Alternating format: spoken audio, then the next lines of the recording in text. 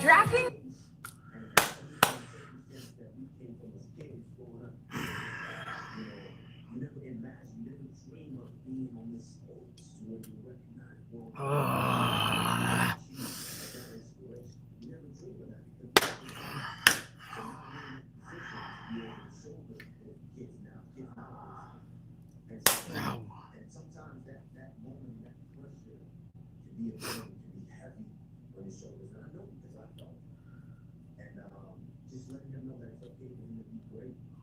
What up, unit?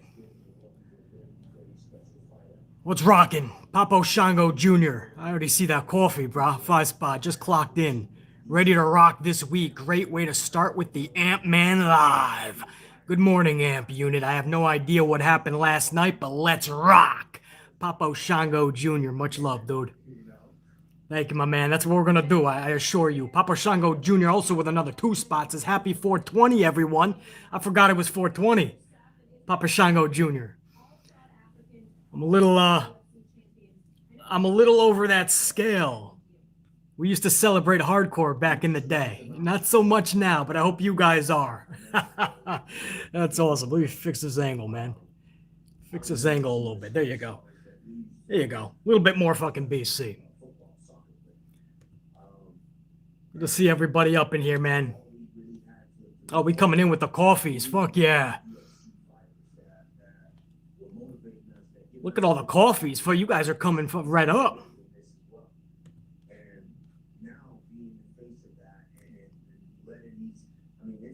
Yes. What's up, everybody? Good to see everybody. Look at all the coffees, brah. We'll get this thing started in a minute. I'm enjoying all the coffees. You guys have more coffees than I do in a week. And that's something special.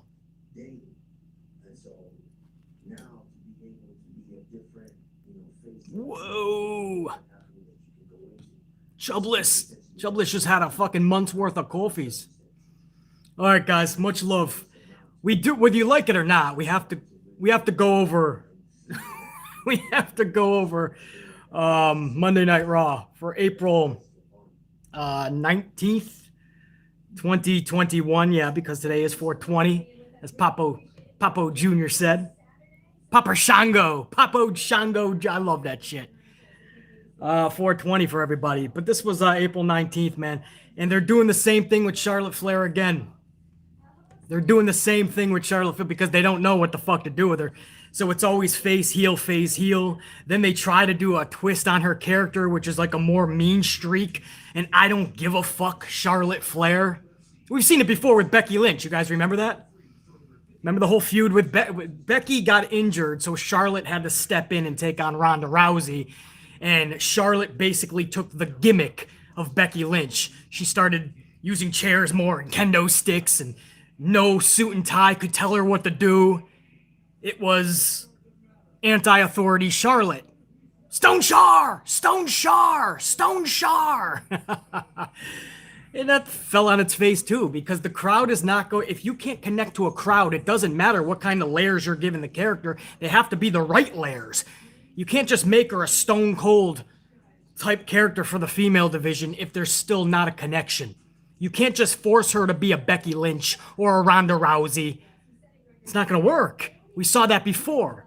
So they tried it again last night. They wasted a referee beat-up spot, which should be saved for the most epic of scenarios, right? A superstar that you know you're going to give the rocket to, like Stone Cold back in the day, right? A referee getting the shit kicked out of him should be a huge thing for somebody who you can tell the audience is on the brink of accepting them, and you're about to give them the rocket. That's not Charlotte. So that's not even shade. Anybody that can't take that truth, find your way to another channel. There's 1 million people covering pro wrestling. 1 million, I can assure you. Maybe not. Maybe I'm exaggerating, but there's a shitload. Go find a dipshit in the community that's gonna lie to you. BC's gonna drop the facts. We've seen this before. Charlotte Flair is not the person that should be beating the shit out of a referee, because when she comes back from suspension, whether that's next week, a month from now, after Walking Tall, the movie on the USA Network is done filming, because that's what we think she's suspended for, because she did get suspended indefinitely and a $100,000 fine. Wow. And she's going to come back and what? Are we all going to be like, whoa, it's Stone Cold Charlotte Flair. Let's cheer for her now. No, there's still not going to be a connection. WWE keeps on putting these fucking Band-Aids on the wound. You got to go in for the operation. Just fix it. Finally fix it. Stop just covering the wound and hoping it goes away. Fix the motherfucker. Stitch it up. She needs to be completely repackaged. Now she's an outlaw again. So yeah, the Charlotte thing, man, you had fucking podcasters and everybody jumping on going, wow, Charlotte got suspended. What a big fucking moment. No, it wasn't a big moment. What is this going to lead to? Absolutely fucking jack shit. We've seen this before. Then you had other fucking people going, wow, she maybe pissed some people off backstage. No, she didn't piss anybody. She was in the main event. She had the prime spot and she had the money spot. The last visual was a close-up of Charlotte wrecking shit up. That's not pissing off management. Vince McMahon's not pissed at Charlie Flair. Vince McMahon is once again pushing her to the moon, even though the fans are like, hey, hello, we don't want it.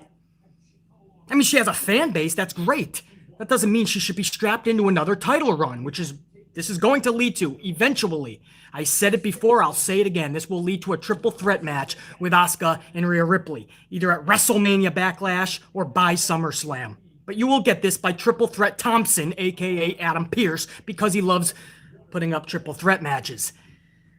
Yeah, I'm pissed off at the whole Charlotte thing. Anybody, there's people online. This was amazing. What a segment. Oh, Charlotte Flair is finally the Charlotte we've always wanted. Who the fuck is that's not the Charlotte I've always wanted. She's beating up referee. Dudes are getting their asses kicked. Is this going to keep up now? Is Charlotte Flair going to be like a Tessa Blanchard? Bro, it's not the category of somebody that should be beating up referees. That should be a spot that is reserved for the next in line to take the company for a whirlwind. That could be a female. That's fine. But it has to be much more believable for the character, a la Ronda Rousey, or even Becky Lynch, and I'm not even a fan, but it fits. It's who she was when she did that epic turn and everybody fell in love with it. This is just this is redundancy. And how many times has Charlotte Flair turned face and heel? I'm asking, because I know the answer, 12. 12 fucking times.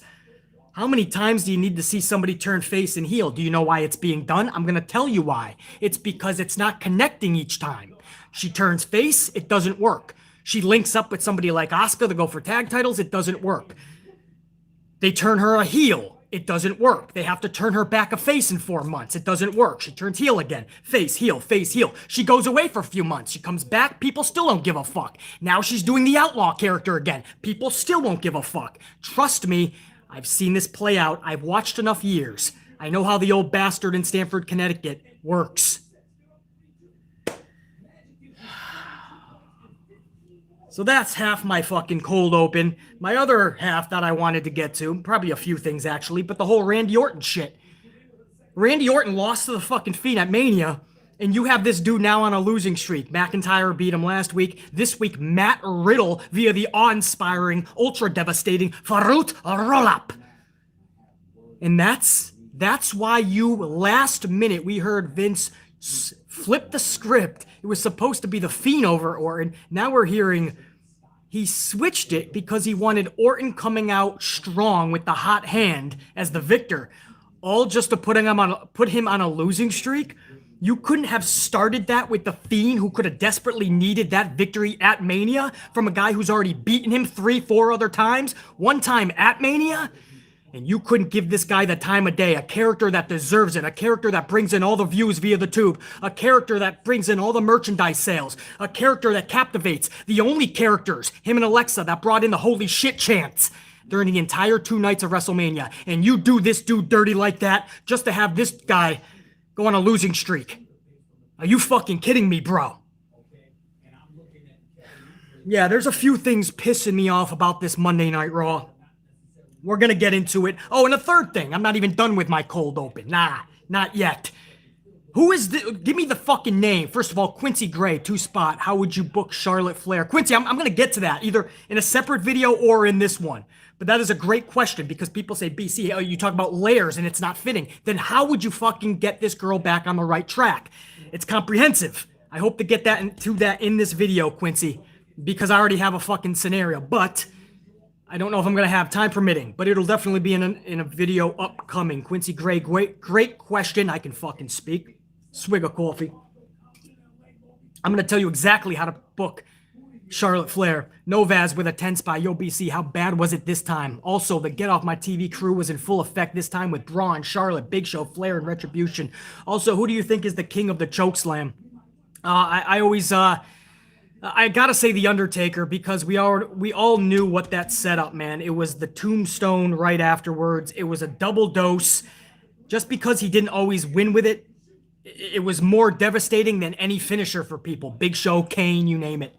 So, yeah, man. And last night's Raw was just fucking. It was one of those Raws, Novaz, where you're thinking, is anybody even backstage that gives a fuck about this? Thank you, brother. Kevin Heffernor, 5-spot. For 2 weeks, Fiend versus Orton has been mentioned in promos teasing another match. Was this always the plan, or Bruce telling Vince, yeah, we screwed up? I don't know. Bruce Pritchard doesn't have any say, Kevin, so I leave his name out of this. I'm not one of those people that even mentions Bruce Pritchard. This guy's got his hands into other business side of things. The creative comes down to Vince McMahon, and that's it. You just heard again at Mania. He switched 3 matches last minute. One of them, the most well-known, is the Fiend match. Bruce Pritchard gets a lot of flack unjustifiably. I'm not letting Vince McMahon off the hook. This is all Vince. So whoever's telling him we screwed up, it should be everybody, Kevin. Everybody should be telling he fucked up because what I saw from Orton last night now starts a losing streak. Last week, this week, and we know that Randy Orton requested time off after WrestleMania Backlash. So it looks like he's just going to keep losing. So why not start that with the fucking Fiend? Kevin, thank you. Rude Smooth, 199. Rude Smooth says every time I see Charlotte Flair, I wanna puke. You guys ever see that documentary Beyond the Mat? Vince McMahon is he's interviewing Darren Drozdov, I believe was his name, the puke, and they were trying to fit a gimmick with him. And he's like, "Are you gonna puke?" And he actually had Drozdov puke in a fucking bucket. No lie. But yeah, man, Charlotte Flair, man, I love Ashley Flair, the person. Charlotte Flair, the character, makes me want to put my dome piece to a fucking wall. Rude Smooth, thank you. Hey, Jedi9 Gaming, what's up, dude? 5-spot. Raw was terrible. No Bray again, and overall a redundant show. I'm going to watch only YouTube clips of Raw. I can't sit through 3 hours of crap TV anymore. And you got BC too, Jedi9 Gaming. I'll give it to you straight. If I tell you something's great, you know to go watch it. If I tell you it's trash, save yourself the time. JR9. Thank you, brother. Good to see you up in here. PB Sillapride with a 499 says it was AJ Lee and the 4 Horsemen that brought me back. With 4 out of 5 gone or irrelevant, I am just about done. PB Sillapride, I'm hearing a lot of that these days, man. Wrestling fans are about to go away in more droves, leaving WWE Raw with maybe 1.2, 1.3 ratings in about a year. I think this could be business-wise if they keep this trajectory. This could be the worst year WWE has ever seen, and it's going to be hard to get back on track. PB Sillapride, I don't blame you, brother. Danny Green with a 10-spot says, I have to laugh. Someone said in one of the Wrestling for Dummies videos that Peyton Royce should have more titles, yet she's out of a job. While it sucks for Peyton, that person is stupid now. Yeah, I don't think they ever should have separated Peyton Royce and Billie Kay. The Iconics could have been iconic in the role that they played. That's not winning championships. That's not main eventing. That's accelerating actual tag teams that are defined wrestlers going for championships. But there's no reason Billie Kay and Peyton Royce couldn't have had a spot and elevated others. And at the same time, had a pretty damn good career themselves. They didn't have to be immaculate wrestlers. BC could have booked the Iconics in a different way and still been relevant.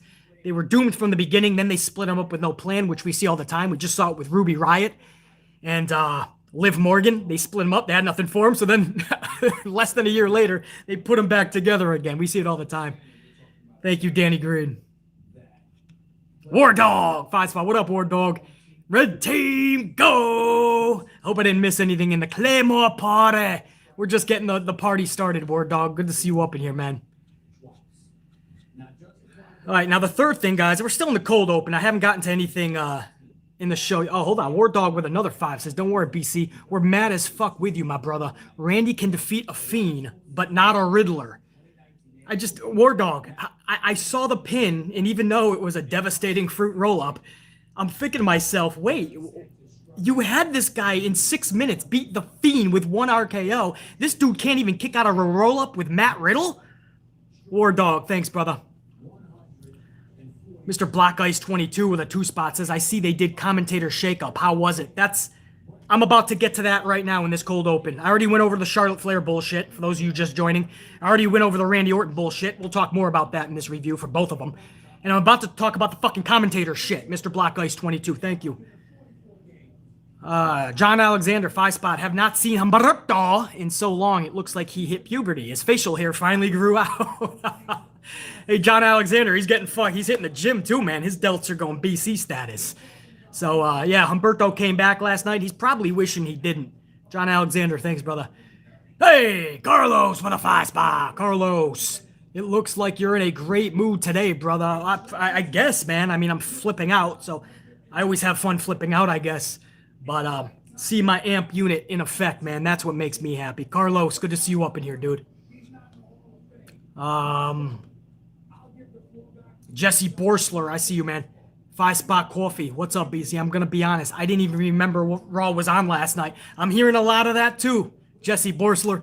A lot of people forgetting or just don't have it in them to sit through 3 hours of this anymore.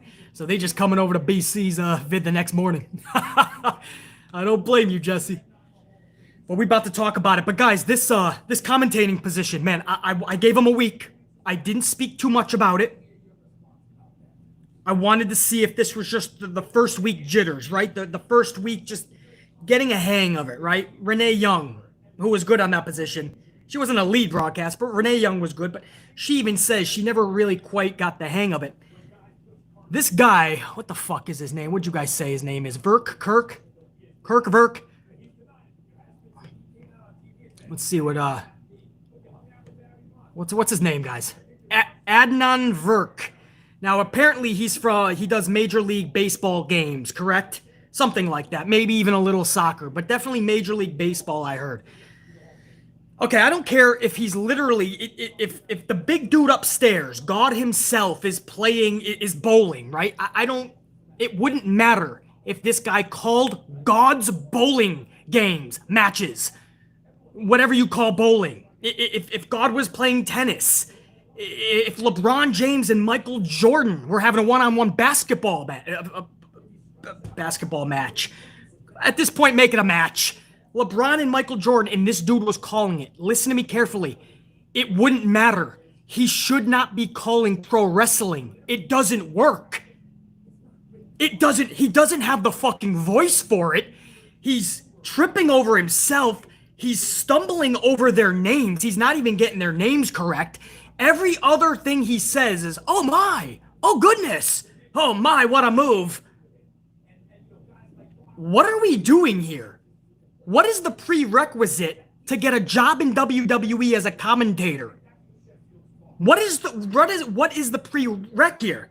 I'm not understanding. And there's a lot of people online that are saying, BC, right? Not BC, but they're telling other people, which I'm sure they would say the same to me. BC, relax and give him some time. How much time? You know if somebody has the it factor or not. He can learn some stuff along the way to get a little better, but you have to have that it factor on the commentary side of things, just like pro wrestling side of things. Lucas, what'd he say? The idiot called the Viking Globetrotter Raiders. He called the finisher the Viking Express. Maybe that's what they're calling it too. But I caught that twice as well, and they're not saying that that's what it is. But even before that, Lucas, I mean, I'm not saying he's at the level of Mike Adamle for fuck-ups. You guys remember Mike Adamle?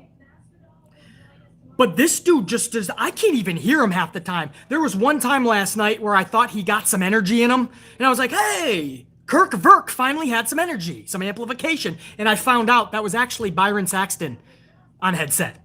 So it was Byron. So you got to know things are bad when I'm saying, Byron, thank you. You got to know things are bad where I'm like, please bring back Tom Phillips.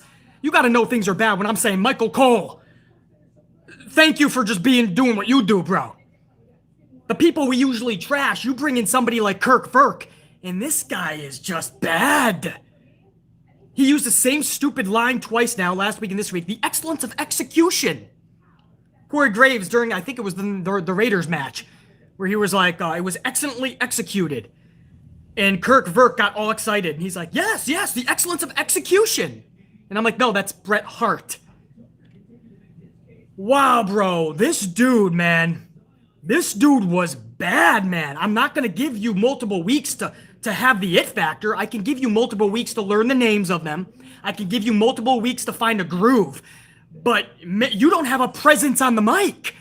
That's the problem. He doesn't have a presence. I see that enough in the actual ring, where everybody's 5'8" and 170 pounds soaking wet. Everybody looks the same. Everybody does the same flips and dives. What is standing out with pro wrestlers today? Nothing. Now you know why I love Bray Wyatt. He's one of the only dudes that stands out. Commentators, man, what the fuck? We went from Gorilla Monsoon to Jim Ross to Tony Schiavone to Kirk Verk? You're telling me that's the voice of Monday Night Raw? That's what you're telling me. And you're saying, Lance Lee, give him a break, man. You're being fucking mean. Bro, you haven't seen mean, bro. This is me being nice. I'm saying he's got to get the fuck off headset. The show is tragic as it is. Now we have a voice on there that has no presence. Nobody finds issue with this. Why am I the only one? Why?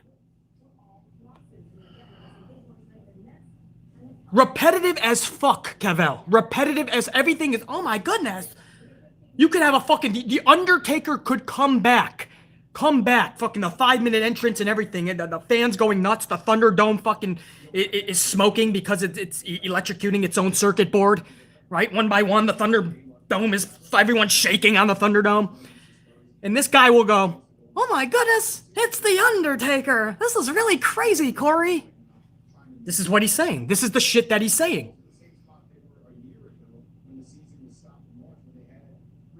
JVD. JVD, you just said it best, man. As if Raw couldn't get any worse, they're bringing in people with no fucking emotion, no passion, and no knowledge of the business.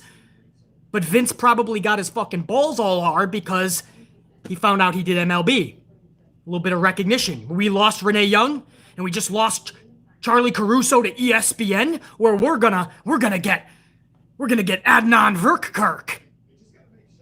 Trust me, I know how this guy thinks.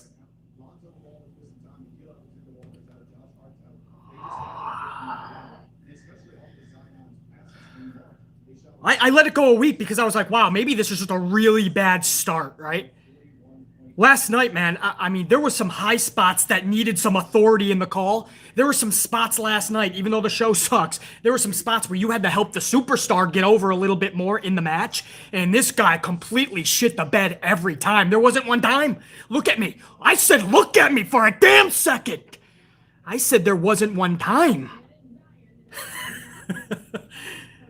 What the fuck is this dude doing on commentary? Did he have a job interview? Did anybody see how he was gonna be?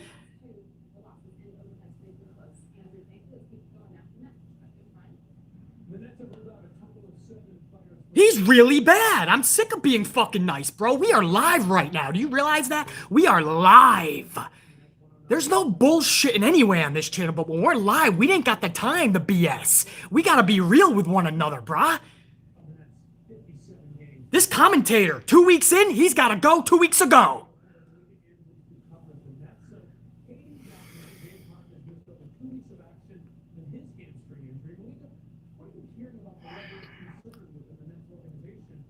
Captain Solo, 5-spot coffee. Thank you, Captain.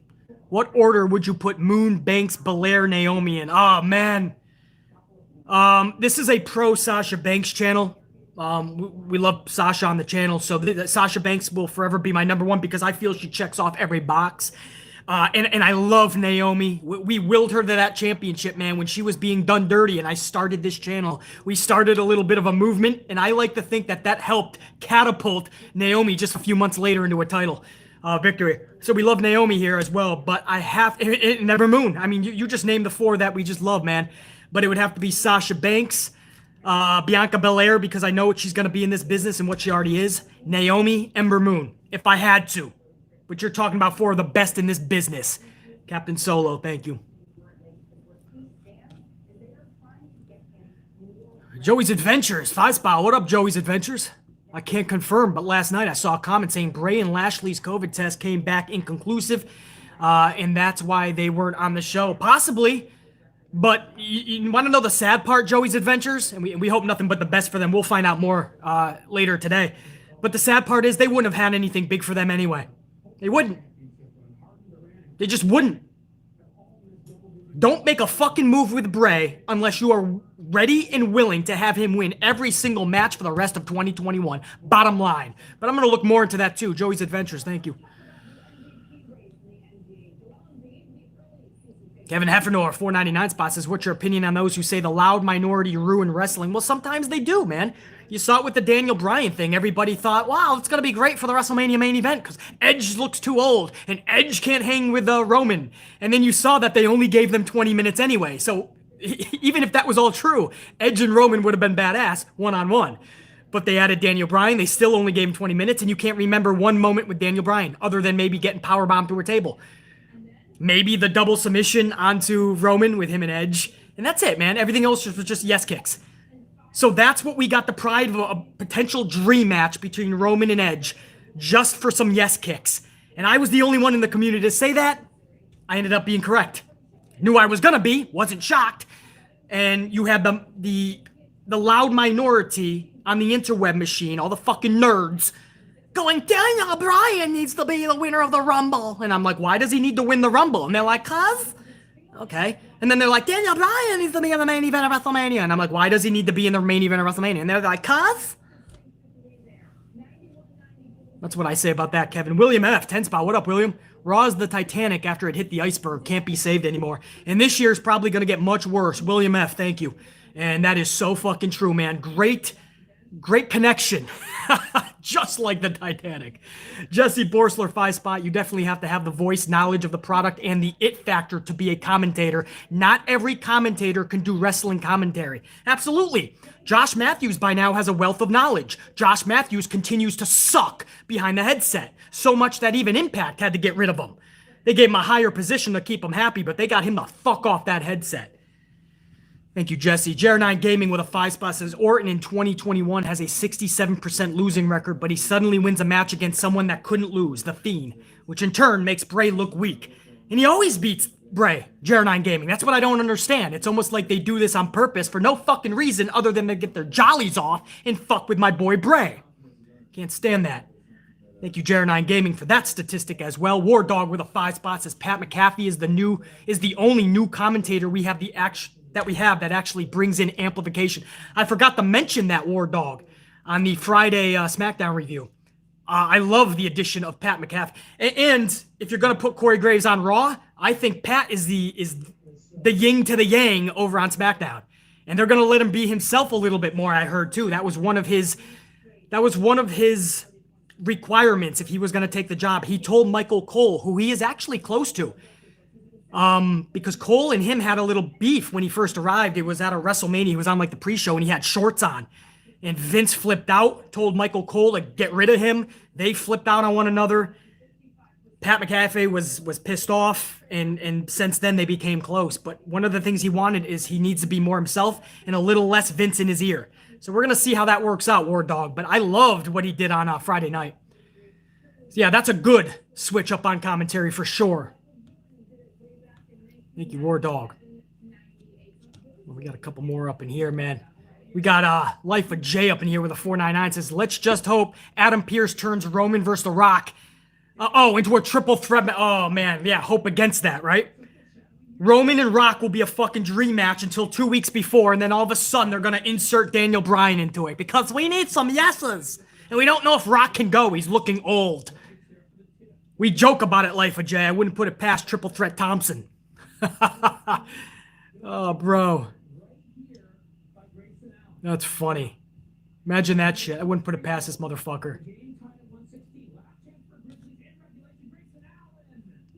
So yeah, did I talk about? Yeah, I talked about the fucking commentating. I mean, it's got to go, man. I don't care who the fuck you put in there. It's got to go.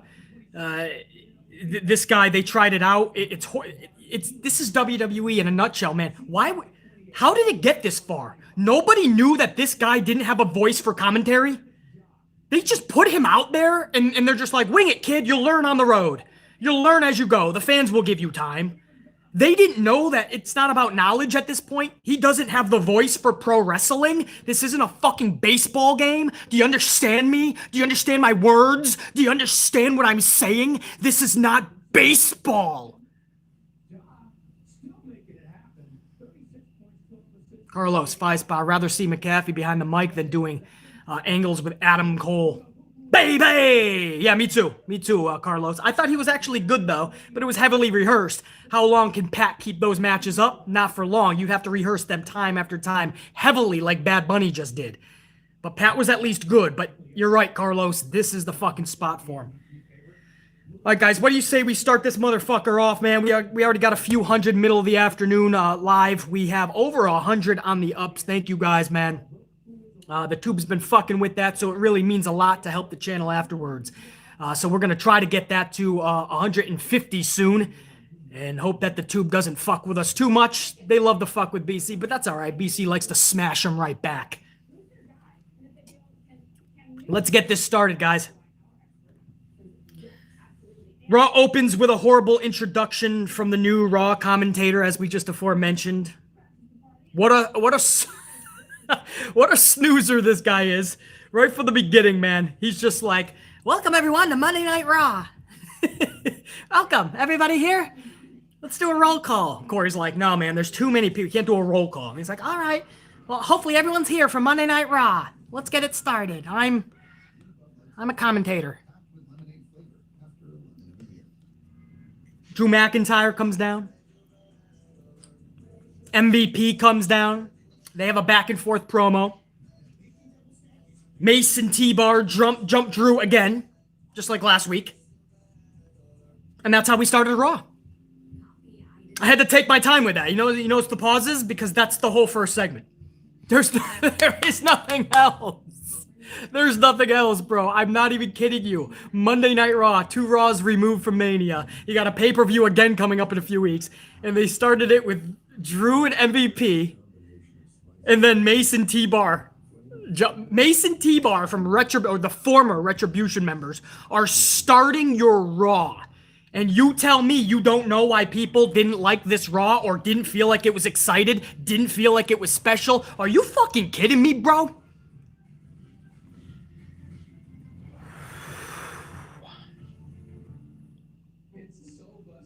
Mace and T-Bar, everybody! Welcome to Monday Night Raw! Oh, I'm sorry. No, that's not how they introduced us. It was Verk Kirk. Welcome, everyone, to Monday Night Raw. Oh, my goodness! Excellence of execution is what this show is. Get rid of him now! We literally went to commercial break. That was it. Mason T-Bar. I can't even fucking make this up. What makes the viewer stick around for 3 hours? The opening segment is just as important as the main event with a cliffhanger. The opening segment is the one segment that keeps people around and says, I have to put the remote down, or if I am watching another product, another show, I have to press the last channel nonstop every 5 minutes. The first segment means everything. Mace and fucking T-Bar? Mace? I thought I told you that. We won't stop, bad boy for life, and fucking T-bitch.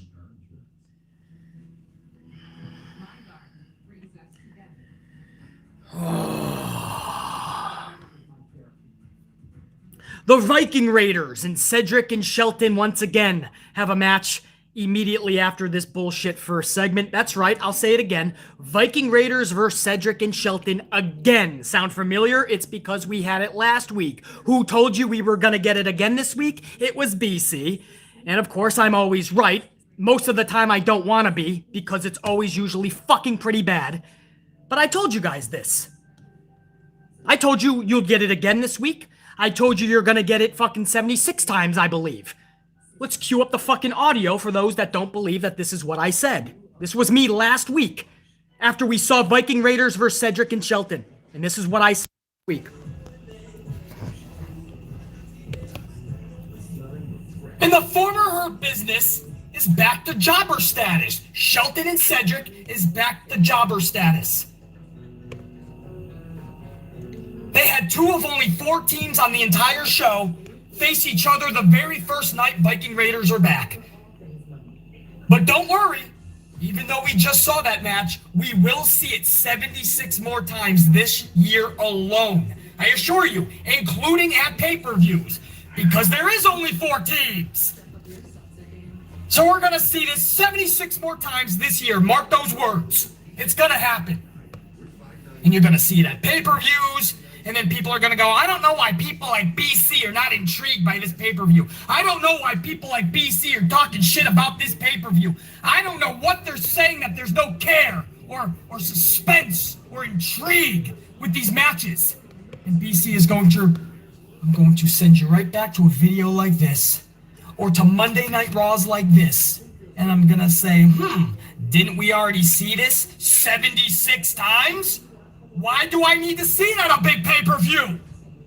Where I should be getting a fresh match with a huge culminating epic moment. Sports Center, brought to you by National Geographic's Earth Day Eve celebration. Did I not? I told you guys. You thought it was just it's just their comeback match. They're not gonna keep having them wrestle, BC. No, they are going to have them keep wrestling. In fact, they did it 1 week later. They'll probably do it again next week. I would not be shocked if they take on each other at Backlash, possibly SummerSlam, and by Survivor Series, you'll get it again. By then, it'll probably be an 8-man tag. Every team that they have in one fucking match. How do I know? We see it week after week, month after month, year after year, and it's getting to be decade after decade. Because soon, in just a couple years, it'll be 20 years of poor WWE television. Because the downward spiral started taking place around 2005. That's where we started to see the cracks in the game, in the potholes.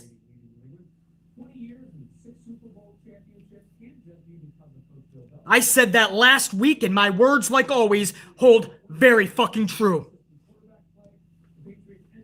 What's up, Kevin? 2-spot. Alexa's gimmick will go stale without Bray. I'm liking it now, but you're right, Kevin, as far as there was too much chemistry. It was way too early to pull that fucking trig. But I'll get to Alexa when we get to her segment.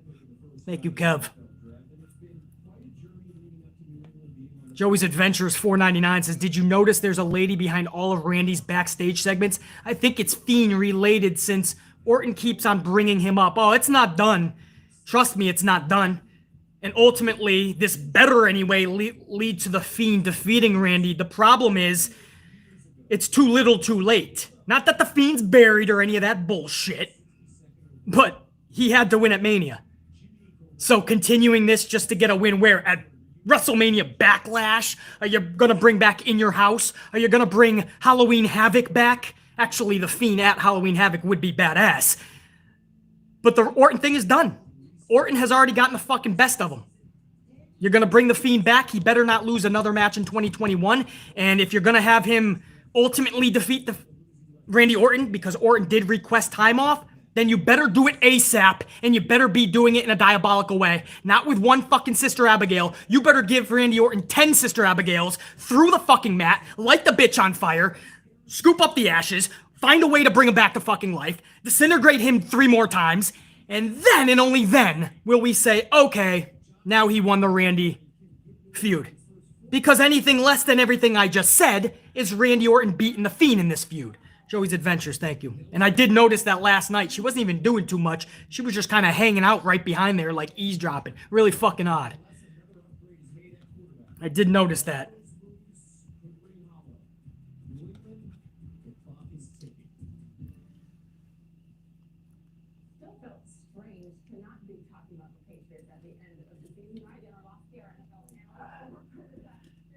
I'm not even done with hour number 1. I know, probably wish we were, man. We had the horrible first segment with T-Bar and Mace jumping McIntyre again. Then we had the repetitive Viking Raiders, Cedric and Shelton. And by the way, guys, I didn't even get to the end. Vikings win via pinfall. Same exact thing as last week. So it's not even like something different happened. That you literally just got the same match, probably a little bit worse actually last night. And that's that. And now we don't need to see this match for another year at least. At least we don't need to see it because this was clean. It's been clean 2 weeks now. We don't need to see this. And this is what I mean. You get this match again at the pay-per-view, and you're going to have people that go, BC's so negative. Why is he shitting on this pay-per-view? Well, it's because it's a pay-per-view. You are literally paying money to see it. It's a pay-per-view special event. And you're seeing the same matches that we've already seen. Not once, not twice, 5, 10 times. That's why people get upset like BC. If you're willing to just forget about it or you literally just don't remember it, then you're the exact fan that Vincent Kennedy McMahon loves to have watching his product. Oh, he's gonna suck every fucking penny out of you because you're gonna forget everything you watched by the next week. Or you just don't care. You just sit back and enjoy it. It's just a television show, right? Why does BC get so angry? Just a television show. If you don't like it, don't watch it. If you think it sucks, basically, don't watch it. I think my fucking New York Yankees suck right now. That doesn't mean I'm gonna stop watching them. For over a decade, my New York Knicks have fucking sucked. Doesn't mean I stopped watching them. In fact, now they're finally doing good. If I just stopped, I wouldn't have gotten to see some glory days, finally. I wouldn't have got to see us over 4 games over 500. Finally, first time since 10, 15 years. At least that's what it seems. When my Packers sucked, I didn't give up on them. No, I hung with them, and I got to see Brett Favre win a championship with them, a Super Bowl. I got to see Aaron Rodgers win a Super Bowl with them. I'm going to see, hopefully, one day, WWE and pro wrestling hit the promised land again. I'm not just going to give up and quit. But this is what irks pro wrestling fans, seeing the same match 27 times just to get us to a pay-per-view that's going to be the same fucking match. I'm over here dropping facts. You can hate me all you want. I'm fine. I'm a big boy with big muscles. I'm gonna be just fine. I'm amplified to another degree. I'm a boogeyman. A real-life boogeyman. I'm gonna be just fine if you don't like me. But you will understand the facts that I'm dropping are just that. They are facts, my friends. They're very much facts. They're not my opinions because I don't like opinions. They're like assholes. Everybody's got one. They're usually full of shit. Take your opinion and please shine it up real nice and shove it up your fucking ass. A la, as The Rock used to say. I don't give a fuck about anyone's opinion.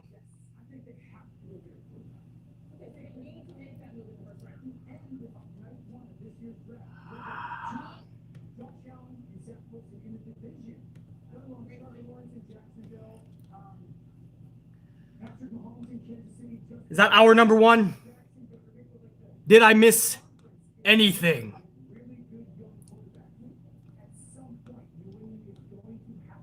That was it, right? Oh, Orton and Riddle was actually the end of our number one, was it not?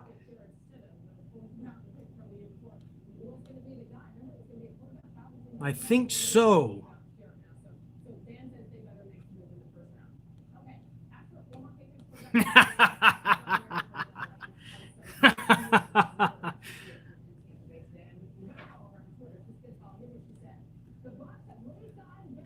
Ow!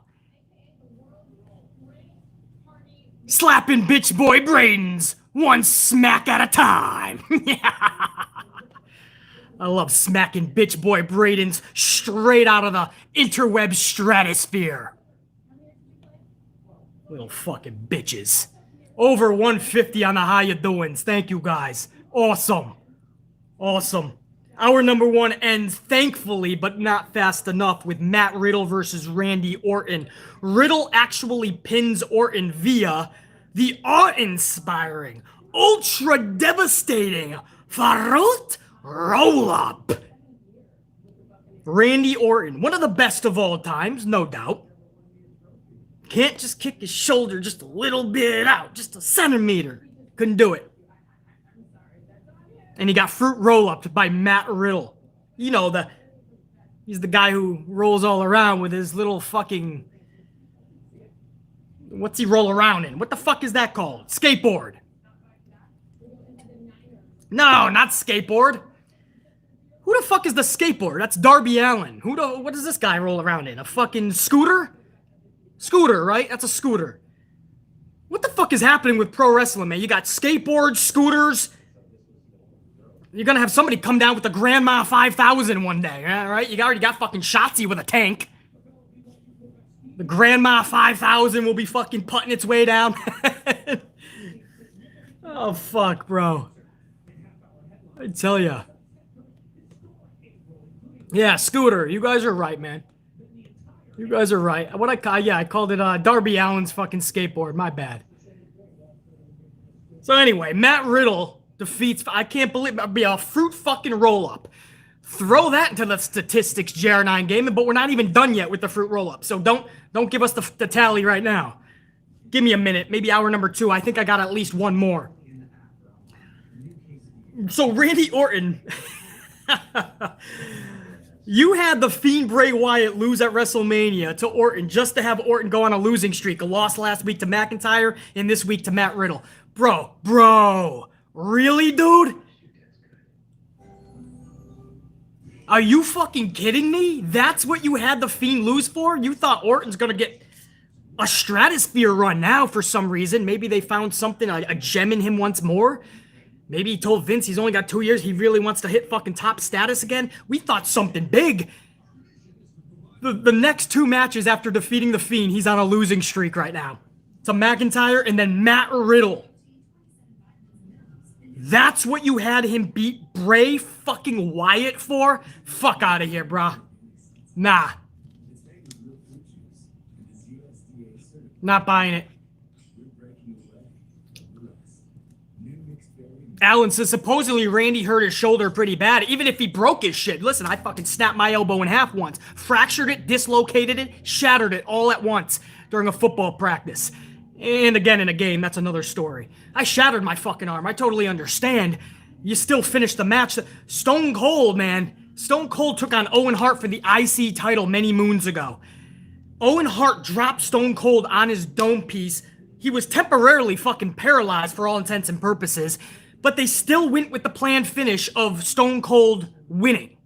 Sure, it had to be altered, but he tried to roll him up. The worst fruit roll-up in the history of pro wrestling, but Stone Cold couldn't even fucking feel his legs, arms, nothing. But they still had with the designed winner. Orton clearly could finish the match, so just have him fucking drop him. Have him do the roll-up. Why is Orton losing when he just beat Bray? That's what you cannot have happen. So you wouldn't alter the fucking finish of the match winner-wise just because he hurt his arm.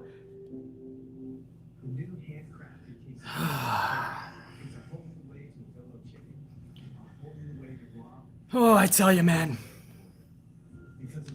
That pissed me off when I saw Orton lose that match. I'm like, bro, you have to win that. You beat The Fiend twice now at WrestleMania. You gotta look like the fucking second coming to the big man himself upstairs. You gotta look like the dude. Even if you ain't gonna put a strap on him, that's fine. Orton doesn't necessarily need a title. You gotta push him to the fucking moon, though. He just beat The Fiend. Yo, Darnell06, I see you with that coffee, bro. Thank you. Darnell says, hey, BC, love your videos. You're the best. You think Randy Orton versus Soulja Boy is ever going to happen? No, man, that got pretty heavy over on the interweb machine. I did see that. Soulja Boy kept calling Randy out, but Randy is really good on social. He kept jabbing him and then going out for knockout punches. Soulja Boy late night would try to strike him back. Orton would make him wait for a few days. But I don't think Soulja Boy has that name recognition. But then again, Bad Bunny didn't. And Bad Bunny comes out of WrestleMania one of the best performers. But I just don't see that happening. I think that's real fucking beef. If they can turn that into business, I'll be on board with it. And as for the words, Darnell, saying, love your videos, you're the best, BC. I appreciate those words. Darnell06, much love right back to you guys, man. Thank you, man. SOSTDM617 with a 5 spot. SOS. Fuck is up, bro? Bro, what was that last night, man? They sure know how to ruin everything. There's no stories at all right now. I just butt my head through every brick wall. Literally. SOS. It's not an exaggeration, your words. It's literally no stories right now. Literally. That's all I could think about last night is, wow, they have nothing that's keeping us watching next week. Nothing is keeping their viewers, making them need to tune in next week. They'll tune in out of habit and hope, most of us, but need to? No, and that's how they keep losing fans every week, and that's why their ratings is where they're at.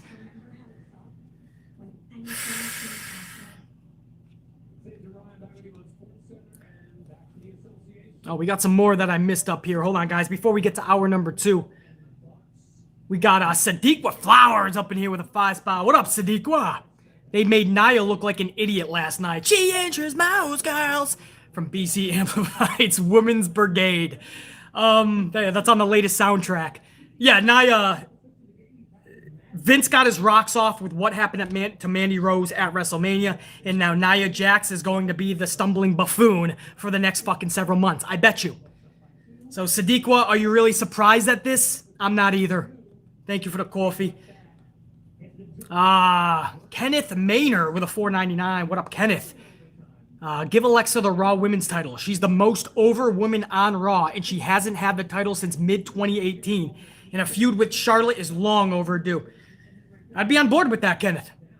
You know, who would have thunk? When Alexa was collecting all those titles back before 2018, we were like, oh, again, bro? She was just a Charlotte in training. Now she's got a character. Now people are invested. Man, if you're going to do Charlotte, man, Charlotte, Alexa, and I would have Alexa walking out the winner. That's the biggest thing here. I don't know if Charlotte would allow that, but I would have Alexa come out the winner of that match. Kenneth, thank you. Ray Hunt with a 50 bomb. Ray Hunt a 50 spot. Ray, dude, thank you. That's almost a couple days worth of coffees right there. Starbucks too, by the way. What these casual fans don't understand is that we don't just watch this product at face value. We are literally watching people put their bodies on the line week after week. It's this reason alone that it angers us when actual talent is done dirty. Period, Ray Hunt. Thank you. For anybody that thinks I'm too mean, you're probably right, but it's justified, and I don't give a fuck anyway. I'll be the fucking mean guy, the bad guy on YouTube. You're boogeyman. Presented every fucking week, and every day that I want to be presented. You'll deal with it, or you'll hit the fucking bricks. I'll smack the shit out of you IBS style. It wouldn't fucking matter. But you'll deal with the fucking facts. And that is exactly right, Ray Hunt. Exactly right. It is more than just a television show. You look at every time they win a title. Look at how Bianca reacted when she got through the curtain. When Daniel Bryan got back through the curtain, WrestleMania 30, Triple H, Austin, Rock, you name it. When they get back through the curtain after they won that title at the biggest stage of them all, and they're in fucking tears, you tell me it's just a television show. You see them putting their bodies on the line, doing everything correctly, and they can't seem to grab those imaginary brass rings. Fuck that, and fuck you, Vince. For even acting like these are real fucking rings that can be achieved. Can be grasped. Fuck that shit. Perfectly said, Ray Hunt. In fact, guys, you're probably already doing it. You know the drill, man. Coffees for Ray Hunt. Fire. Yep. There you go. Thank you, guys. Coffee's up for Ray Hunt, man. That's it. That's all for you, Ray Hunt. Thank you for that 50, man. Supporting the channel. Getting amplified with the unit. There you go, Brandon. Life of Jay. There you go. Ray Hunt, thank you again, dude. Carlos Ray with a 5 spot says, BC, I don't think that this Bliss new character is going to really work like it would have with The Fiend. Well, I totally agree. They broke it up too early. And they had a lot of chemistry, and they were gelling to the point where you could do so much, and then all of a sudden, done. Vince pulled the rug right out from underneath him. I still think Alexa's going to be damn good, but with The Fiend, the story was told beautifully. Now we have to try to latch onto this. We have to believe it like we once did with The Fiend. So in a huge aspect, Carlos, you're right from the jump, but I'm hoping it gets rectified, if that makes sense. Thank you, Carlos.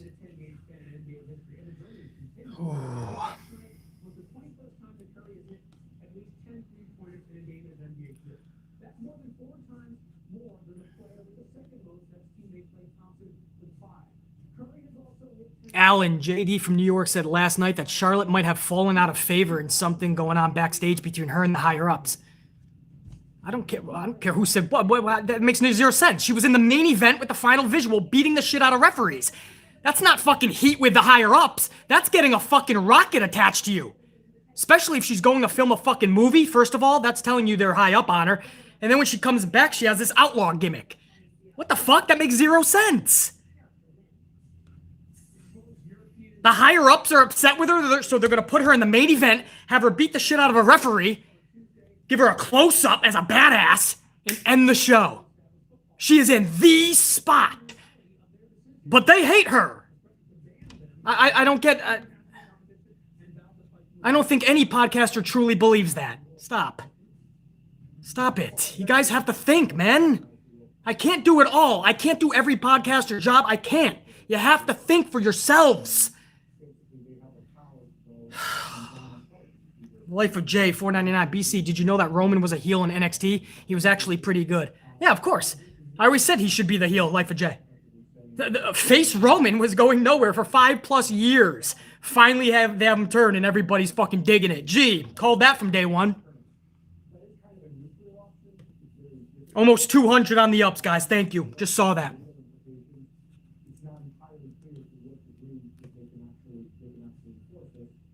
Trying to keep up with the supers, man. Jesse Borsler with a 5 spot says, hasn't Matt Riddle been on a losing streak as well? That Austin injury was with Owens was bad. Yeah, man. That was fucking for the IC championship. Owen dropped him on a stack of fucking dimes and boom, that was it, bro. Somehow Austin finished the match. Ironically, Austin became even hotter afterwards. Because that's when they started doing the cement truck with the Corvette, the beer truck. They were trying to find different ways to have Austin prevalent on the show, but not have Austin wrestle. So we would have never gotten that. Isn't that crazy how wrestling works and how life works? We would have gotten none of that had he not gotten injured. Very strange. Jesse, thanks, dude.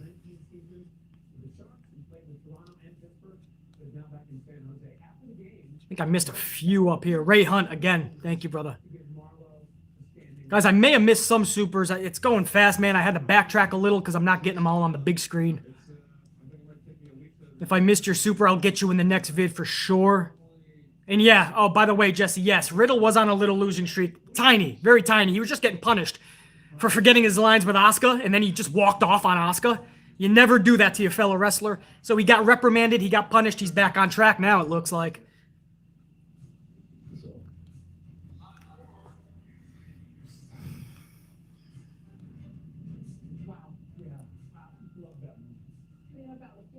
Darian Romero, $4.99, says, why do we keep having to watch Rocket Charlie every damn year? Like, what the fuck? She's not even the best on the roster. That's Vince McMahon's golden child. I've said that a million fucking times. The Flair name, amongst other things. She's blonde, obviously. I mean, it's everything Vince checks off in his boxes. So no matter that she has not connected with the majority of the fans year after year, she will still be in that spot. She's talented, no fucking question. But there's a lot of talented females on her level that get shit time after time. Naomi, Ember Moon. Naomi's in a fucking tag team with Lana right now. That tells you about Naomi. How about Ember Moon? She's reduced to NXT. At least she has a tag title down there. But she got reduced. Sasha took all this time to finally get some limelight over on SmackDown. And sure enough, it was when Charlotte was gone. Time and time again. Darian, your guess is as good as mine, dude. Thank you for that coffee. SOS TDM 617 with a 2 spot. Says, after 35 years, I will never stop Habit and Hope. It's ingrained in us now, SOS. We're always going to watch this shit.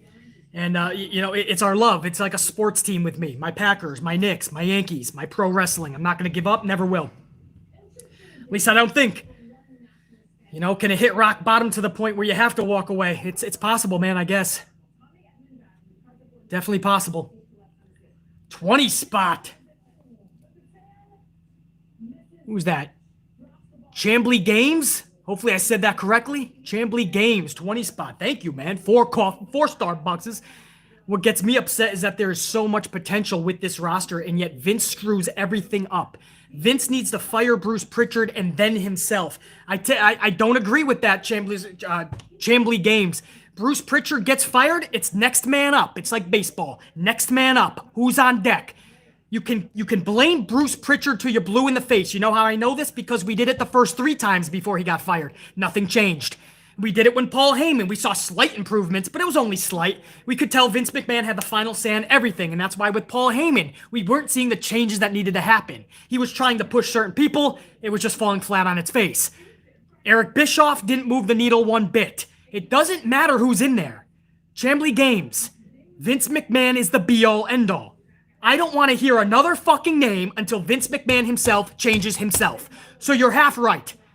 Vince needs to change himself. He needs to put himself out. Still be on the board. Still make big decisions. That's fine, business-wise. Let somebody else actually run creative. Because right now, Bruce Pritchard is not.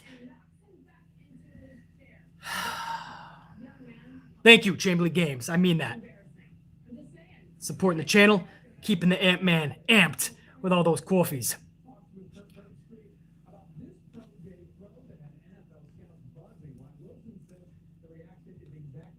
Man, we got some more, man. I got to get to hour number 2 in a second, guys, but I'll take a few more now. Captain Solo with a 5-spot coffee says, what do you think is next for Finn Balor, and can he find success on the main roster again as long as Vince is in charge? Vince doesn't see anything in him. And without that demon gimmick, Finn is pretty fucking average. He's a damn solid wrestler. We know what he can do in the ring. He can captivate you like he just did at the last TakeOver. And he's done that time and time again. But you got to go next level, man. You have to be more than just a good wrestler or solid wrestler or even great wrestler. You have to connect, man. You can't just go out there with tight fucking trunks, popping your collar, and smiling. That's why the Demon was such an awesome fucking character. Vince could latch onto that. Vince made him the Universal Champion. Unfortunately, that same match, Demon got injured. And then Finn Balor was like, I don't want to be that character anymore. I don't want to lean on it. All right. Then they reduced you to NXT then. And now he doesn't even have a championship. So I think it can work, but I want to see more integration of the Demon character. Captain Solo. Thank you. Carlos Ray, another 5. BC, did you watch that Stone Cold biography on A&E on Sunday? Absolutely, I did. What a biography. A&E, they crushed it.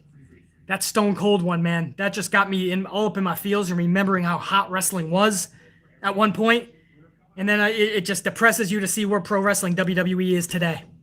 When you heard that glass shatter and you know Stone Cold was coming out to whoop someone's ass, you were on fire with the live crowd. Nowadays, there's nobody. There's nobody. When the glass shattered, you knew to get on your feet and go ballistic. It was a natural reaction. Who does that today, guys? Whose theme music gets you just fucking flipping out? When the theme music alone hits, you just start flipping out. Nobody. Nobody. Nobody even close.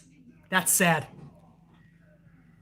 Carlos, thanks, man. You damn well better bet I watch that, man. William F. with a 5 spot says, Charlotte breaks Rick's title championships before year's end. I would put money on it now because no one wants it except for Vince. Exactly, William F. She's already 13 or 14 times. A couple more times, she's got the tie. 1 time after that. So it could be by year's end, William F. No doubt. You could be right on the money there. Thank you, brother.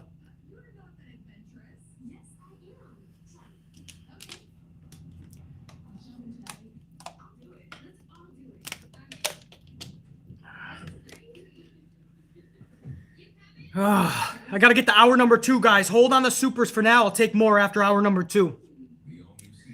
I'll take a couple more now. Jer9 Gaming with a 5 says, BC, thoughts on WWE potentially having Cross retire Cena in the future? It would be the best way to debut Cross on the main roster, in my opinion. It would have to be done correctly. I mean, there's a little bit of back and forth on social that I saw. But what would be, I mean, how would Karrion just get to the main roster and have a match with John? If people are not following social media, this would be odd as fuck. So Karrion just debuts maybe and comes across John Cena? I don't know. I'm down with it, Jer9 Gaming, but unlike you said it would be the best way to debut Cross, I'm kind of thinking, would it be? I don't think we need John Cena to debut Cross, but it's possible, man. The match would be fucking awesome, I think. But I don't know if I need John Cena. As long as he is doing the job, I guess I'd be fine with it. But it's an interesting dynamic. I saw Cross and John Cena and something happened on social, or Cross said something. He would like to be Cena's last match or something like that. I'd be okay with it. Thank you, Jer9. Darian Romero with another $4.99 says, best storyline. Triple H and Stephanie kick Vince out his chair and take over. Goodbye, Vince. Watch the ratings would skyrocket. Can somebody book it, Darian? Book that shit now? Book it like yesterday? Darian, thanks, man. Totally agree. I'd be all in on that storyline. Jesse Borsler, 2 spot every day. Or everyone does say the buck stops at Vince. I know. I know this from factual first-hand knowledge from actual talent in that company who say it doesn't matter who's under him. They're all scapegoats. It's all next man up. It all falls on Vincent Kennedy McMahon. I'm not just saying that and hoping I'm right or thinking I'm right. It's facts. The talent has said that. I know, Jesse. Hour number 2, Nia Jax and Shayna Baszler versus Naomi and Lana. There's nothing to review here. If Shayna Baszler is in the match, sadly, we already know she's eating the pin. Sure enough, Jax is distracted by Dana Brooke and Mandy Rose, who's, by the way, they were thick. Bro, Mandy and Dana were thick last night. Wow. Damn. If I was Nia, I'd be distracted too, but Nia just walks away from Shayna, and sure enough, Shayna Baszler is pinned clean. Double face buster, or face plant. And at least Naomi got the pin and not Lana, but Shayna just took another L. You guys saw the thumbnail? You saw the video, the cold open and everything for Friday's SmackDown review. I blew up. I flipped out. Because that was the final dagger in Shayna Baszler. I don't care if she has an insignificant, irrelevant, ridiculous tag title that they put no stock in that is not prestigious. Shayna Baszler is fucking done, bro. Vince sees nothing in her and put the final dagger in her on Friday with that fruit roll-up. 15 out of her last 20 losses have been via fruit roll-up in 2 minutes. That's not cool. That's not good. That's actually ugly. And here she is again, taking another loss in a tag team match that involves Lana. And there's people that think this is fine. If you can look at Shayna Baszler and you didn't see potential in her, character-wise or anything, and you look at where she's at now just a year later, if that isn't fucking tragic and depressing, then you live in a rainbow-coated world, man. Not throwing shade. That must be awesome. I feel so bad for Shayna Baszler, man. Miz TV is up next with the ever-so-beautiful Maryse. They're out there celebrating something, their love, their success. Maryse's legs, I don't fucking know. Maryse's legs are just some of the best I've ever fucking seen. But they're celebrating something. Damian Priest hits the ring. Priest tells Miz, and I quote, he's as delusional as Jake Paul thinking he's a real fighter. Apparently that Larry Paul, Logan Paul's brother, has been boxing or some shit. So that's what he was alluding to. And then Maryse and Priest exchanged some Spanish and French. Miz is lost during all of this, but he did hear perfectly clear his wife make a match between he and Priest for later on. Not only do I think Miz is the perfect person for Priest to work with from the jump, but with Miz and Maryse, they're just great together. And again, it's something I said with Rusev and Lana, or Andrade and Zelina, or Macho Man and Queen Cherry. There was just a chemistry and a gel that works so well with that cheating heel. And Miz and Maryse have that aspect. I love Miz a lot more when he's with Maryse. It just feels better. It feels a little bit more entertaining. And as I said, I feel that him working with Priest is the right thing. Because Bad Bunny and Morrison kind of blur the lines when it was in that whole tag team schmaz. So you didn't really get to see the one-on-one characteristics that Damian Priest can make come to life. I like this one-on-one much better than the whole tag team shit. Absolutely. And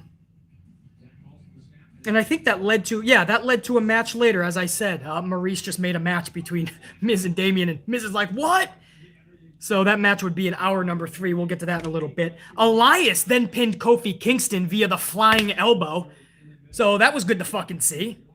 A flying elbow from Elias fucking winning, first of all. It only took hell freezing over, pigs flying in a blue moon. But wow, Elias wins a match. Can't tell you how long we've been waiting for that shit.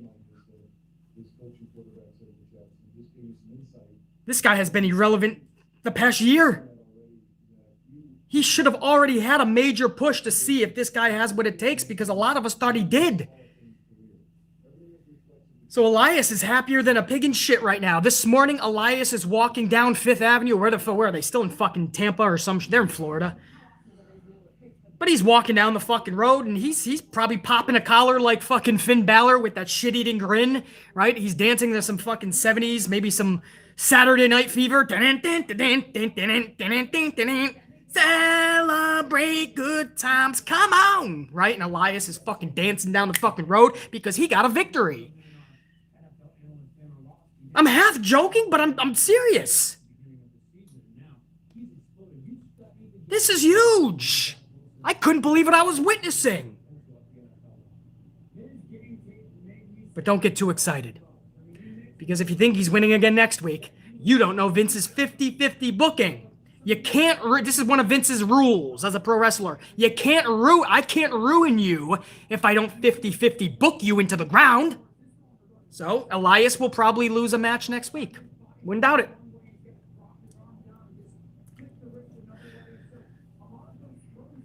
Hour number 2 ends with Alexa's Playground, and Alexa Bliss and her little buddy Lily put the entire women's division on notice. Alexa said it is a quote, she didn't like him, meaning the Fiend, and she doesn't like any of you. So Lily is going to be on a fucking tear with Alexa through the women's division. It looks like there's an absolute split. I don't see how the Fiend can join this again. Right? Lily is a woman, obviously, a girl doll. So it's not like it's a dude that can come to life and take on the Fiend. And she's already saying the women's division is on notice. So it looks like Vince just wants her. There was a way to do this where Fiend and Alexa could have still been joined, but you could have had them separate most of the time. In fact, I think that's the right call. But you don't gotta separate them like this, brah. She still needs to summons the fucking Fiend. So Alexa nailed it last night. She was great. I love the addition of the Lily character, or doll, whatever the fuck. Stands out more than I can say about 90% of the fucking pro wrestlers these days. But splitting her with the Fiend, bullshit, bro. Come on. You can't do that. And then have no direction. PB Scylla Pride, $4.99. In real life, Shayna can beat the entire women's roster and 90% of the men's roster in a fight. Seeing her repeatedly lose like this is unacceptable. That is the word that I love to use with WWE. PB Scylla Pride, you've been watching my vids long enough. You know, unacceptable is the perfect word for what Vince McMahon does. Not Kevin Dunn, not Bruce Pritchard, not creative dipshit 612. Unacceptable is Vince McMahon's tagline. PB Scylla Pride, thank you. Ashley Steggles, $4.99, says, if I was Shayna, when my contract expires, check your leader. Back to MMA or off to another wrestling promotion. Hashtag Baszler done dirty. Exactly, Ashley.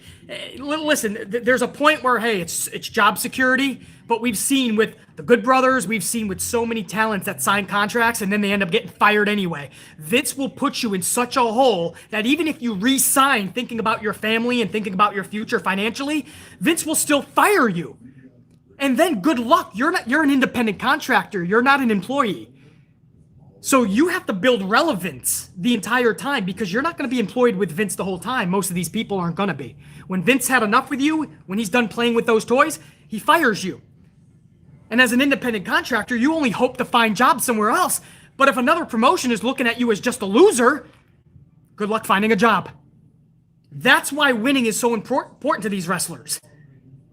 You're building your own stock. You're an independent contractor. Vince, you're not his employee. He could fire you at any time, even if you sign a contract. It's bullshit, bro. Ashley Steggles, exactly, man. Word for word, pinpointed.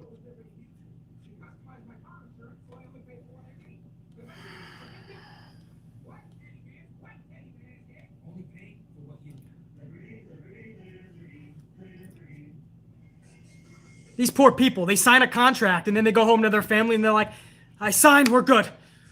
We can sigh relief, right? We're going to be able to pay our bills. I don't have to worry, job security. And then all of a sudden, people are getting cut. All of a sudden, Tucker's in the unemployment line. Mickey James doesn't have a job. But Nia Jax is falling on her face on the apron. Jokester Jax. Tamina Snuka has a job. Lana has a job. Dana. But Mickey James isn't good enough? Stop it. Stop it, bro. John Alexander with a 5-spot coffee says, we all know Vince. Shayna just doesn't look like Ronda. If she was hot and blonde, she would have the rocket. Exactly, John. John, how do you fuck this up, bro? She was part of Ronda's group anyway. We know she has some MMA experience. People looked at her as a badass because she looks the part, and she is. And you have her losing 15 out of 20 losses via the fruit roll-up in 2 minutes. She can never beat Lana. She can never beat Dana Brooke. She can never beat Mandy Rose. And she's tied at the hip with Nia Jax for the past 4 or 5 months. But I'm mean on YouTube. Beasley's so fucking mean, man. Why are you so mean, Beasley? Can't you be nice? Can't you talk about the positives, Beasley? Sure, when you show me the positives, I can talk about them. Deal? Deal. Handshake. Oops, this just in. Breaking news on the BC Chan. No positives.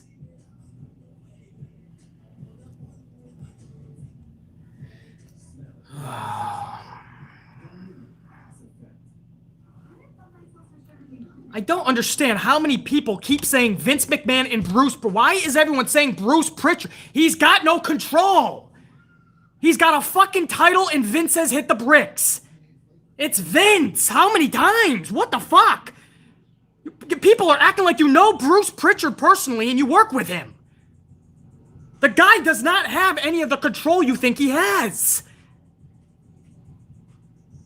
Fuck is happening? Vince, stop letting the old man off the hook. This is exactly what he wants. Yeah, Bruce's fault. Bruce Pritchard.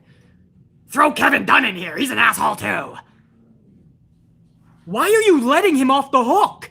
It starts and ends with him. When your company sucks for almost 20 years, you blame the fucking owner, not the employees.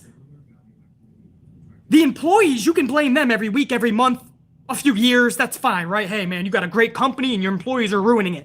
When it's almost 20 years, you gotta stop that shit and you gotta blame one person, the old fucking man. Fucking A.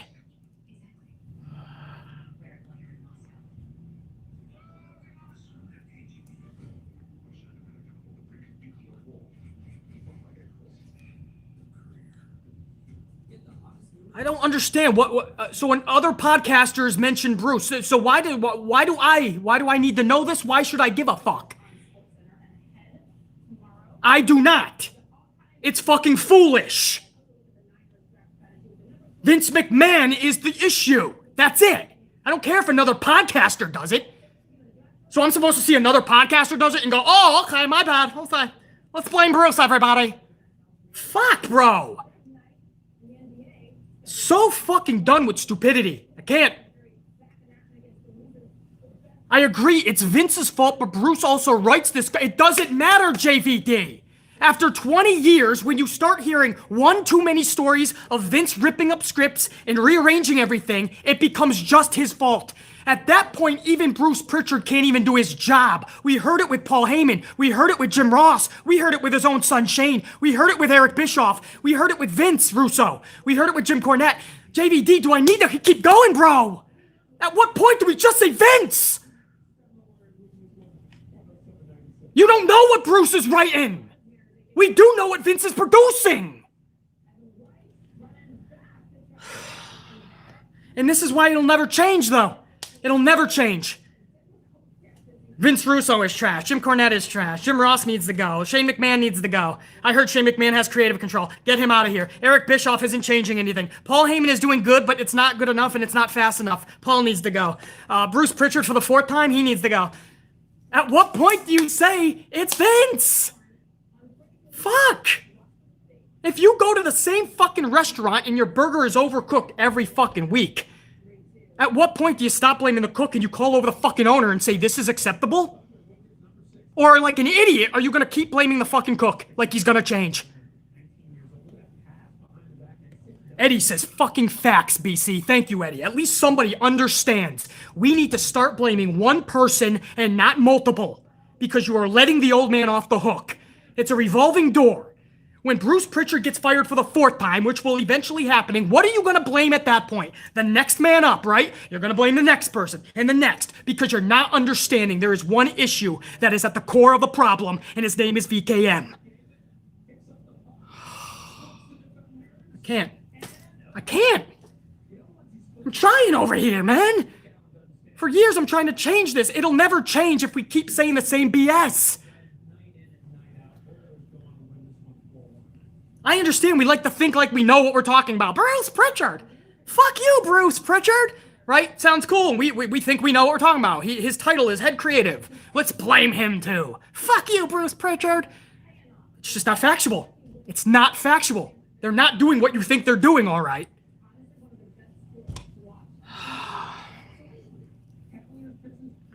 That's a side rant. Did I even... SOS, 2-spot. Vincent Kennedy McMahon, period. Period. SOS, thank you. It's good to know that I got my unit members that understand when things are this bad, when this show has gotten this fucking bad, because I assure you, this isn't over-exaggerating. The show is this fucking bad. We need to start telling the truth. We need to start holding the actual person accountable. I am done. I've played this game for 15 years, blaming everybody else underneath Vince. Vince and Kevin Dunn. Vince and Bruce. Vince and Russo. Vince and Jim Cornette. Vince and everybody else. It's Vince. The company has gotten this bad because Vince McMahon is at the core. Nothing will change. Bruce Pritchard, 612 creative writers, the front desk, receptionist, Debbie Do Nothing, nobody. The janitor, Danny Dipshit Guggenheimer, janitor by day. Stamford, Connecticut, WWE headquarters chef, Fuckwad Fred. He won't change. Nothing will if Vince doesn't. Start at Vince. Start at Vince. It's the only way you're going to get change. Thank you, SOS. SOS also says with a 2-spot, people say 10 years WWE started dying in 03. Exactly, that's why I say 20 years, SOS. I'll give you 2005 at best. But 2005 is when I start seeing huge cracks. I'll even give you 2003 for sure. The purchase of WCW is when that shit started. SOS, thank you. Oh, mannerisms, man. Jesse Borsler, 5 spots. Says Shayna Baszler beat everyone in the Elimination Chamber by herself, but keeps getting beat. What a fall. And what a fall it is, man. You talking about the rise and fall of the Elimination Chamber? We think Shayna's gonna be son, and then Vince is like, just kidding. You thought you were getting pushed, didn't you, Shayna? You thought you were getting pushed? Yeah, off a cliff. Ha You're getting pushed into Fruit Roll-Up City. Thank you, Jesse.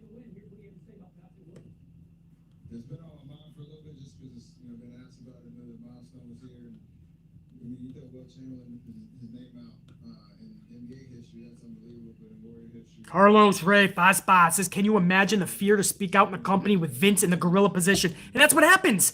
They sit there in gorilla, they see Vince, and they're scared shitless. They don't want to speak up, but they better start. Because we've already seen in the past full year, we've seen several cuts. Roster firings, releases. So just because you have a contract doesn't mean you're fucking sitting pretty. If you are 50-50 booked, which is the majority of that roster, everybody, I believe, take away a few names, we know who they are, then you better be thinking about your position, because you could be in the unemployment line if an AEW doesn't take you. And let's not forget, AEW can't take everybody. AEW is already packed to capacity. Everybody's talking about Mickie James going over there. Everybody's talking about who the fuck's the other one? Samoa Joe going over to AEW. At what point do you have too many people? There's certain people there that you thought were going to be pushed, but there's so many people that they're in mid-card right now, and they should be glad they're even there. You keep bringing people into AEW, they're going to have the same problem as WWE and even NXT. It's going to be overcrowded. It already is. They already have 10 factions in that promotion. AEW has 10 fucking factions.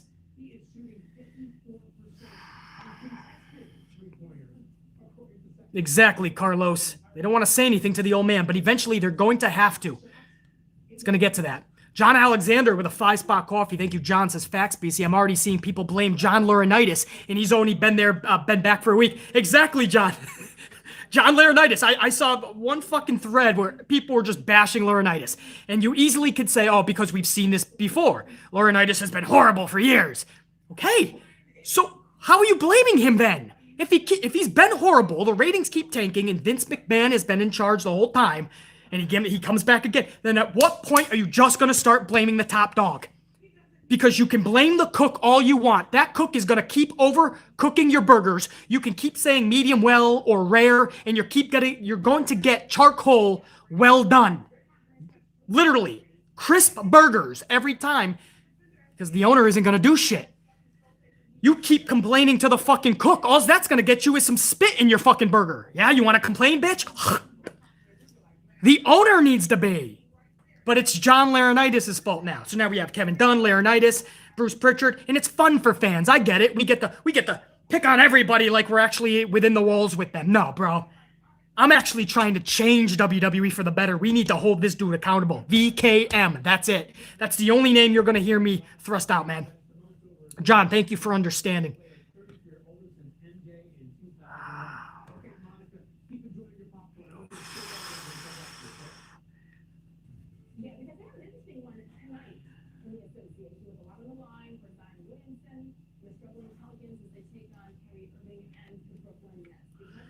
PJ Smooth 35 says, I think Bruce Pritchard crap comes from you and JD being so popular. You two also overlap some of the same audience. You are right, though, BC. Just Vince is to blame. Yeah, there's no doubt a lot of shit, and it's not just JD. I get it from a lot of audiences from other podcasts. They also watch me. So they spew shit that they heard on other podcasts. They come here and they start to say the same thing. And probably with JC, I don't have the time to watch. JD's podcasts are usually very long as well, so I don't have the time to watch them. So people think that, oh, we're boys. Me and JD are boys, so we're going to agree on everything. That's not the case. So I urge you, if you hear something on another podcast, that's any podcast, don't come here and think I'm going to just agree with it all, because chances are it ain't going to happen. But you're right. Who was that? PG Smooth. You're probably absolutely right, man. Ashley Steggles with a $4.99 says Triple H or Shane seriously need to take the reins off the company. Otherwise, it'll be WCW all over again. They'll be out of business if Vince doesn't go. Already seeing it, Ashley. Already seeing it, bro. People think we're over-exaggerating when we said there's going to come a day they're going to be in the 1-point-something ratings. We've been there. 1.9, 1.8. We've even seen 1.7, 1.6. How much lower do you go? Do we honestly go to 1.2, 1.3 this year? Because that's where we're headed. And then there's only one stop to go after that, under 1.0. And then USA Network can easily put Law & Order SVU on, and it's going to garner more ratings. So yeah, Ashley, something needs to be done now, man. Now. Yesterday, last year, 10 years ago.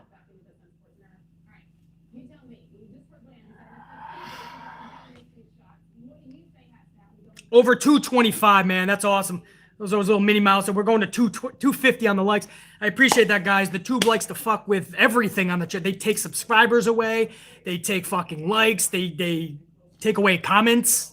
Comments that don't even have swears in them. You guys are telling me get taken away.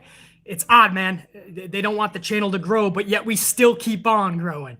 So that's because you guys, man, keep showing the love and keep making sure that you stay subscribed. Keep making sure that you're like actually went through. I appreciate that, man. We're headed toward 250 on the likes. Thank you. Whoo. Sip of coffee. Hour number 3, guys. Drew Mack versus Mason T-Bar. Start hour number 3. Handicap match. Mason T-Bar gets disqualified for double teaming Mack, but isn't that a handicap match? I mean, what did they think was going to happen? I don't understand. Then Braun Strowman comes out literally for no reason. Literally no reason. We go to break, and when we come back, we have a tag match with these 4. Drew rips off the mask from Mace, starts beating him with it. I had the LOL. That was hilarious. He takes the mask off. Mace is like, what the fuck, man? I was playing a fucking gimmick. and Drew's like, fuck you doing? You're going to the Claymore party. And he's like, no, don't send me to the party, man. Just give me my mask, bro. Yeah, he turned into Riddle. And then Drew McIntyre's like, all right, no Claymore party, but I'm going to beat you with your own mask. You want to get beat with your own mask? No, don't beat me with my own mask, man. Come on, man. I'm trying to look cool in front of my family. They knew I was going to be on tonight. No, I'm going to beat you with your own mask. And he starts beating him with his mask, bro. It was hilarious. Mace is like, ow. Bad memories, or when his father used to hit him with a leather belt. Who knows? Mace got the shit kicked out of him. In fact, the ref called for the bell here. So 2 disqualifications within 10 minutes. Mace and T-Bar got DQ'd in the handicap match. Just for beating up Drew in a handicap match. So that made no sense. And then 10 minutes later, Drew McIntyre gets DQ'd for beating somebody up with a mask. It was a mask party! Drew got DQ'd. Also, Braun Strowman ripped the mask off of, who was it? Yeah. Who did Strowman? Drew ripped the mask off of Mace. Yeah, so Strowman ripped it off of Dijakovic. Yeah, that's what happened. T-Bitch, I'm sorry, T-Bitch. He ripped it off of T-Bitch, and they were unmasked. Hey, that's the most important thing here. They finally got unmasked. Can we please call this dude Dijakovic again? I don't care about Mace Madden. Dino Madden, Mace, whatever you want to call it. You can literally call him Mace Madden. It wouldn't matter. I don't give a shit. But I do give a shit about Dijakovic getting his name back. How the fuck do you fuck somebody up like Dijakovic? Vince found a way to do it. Give him his identity back.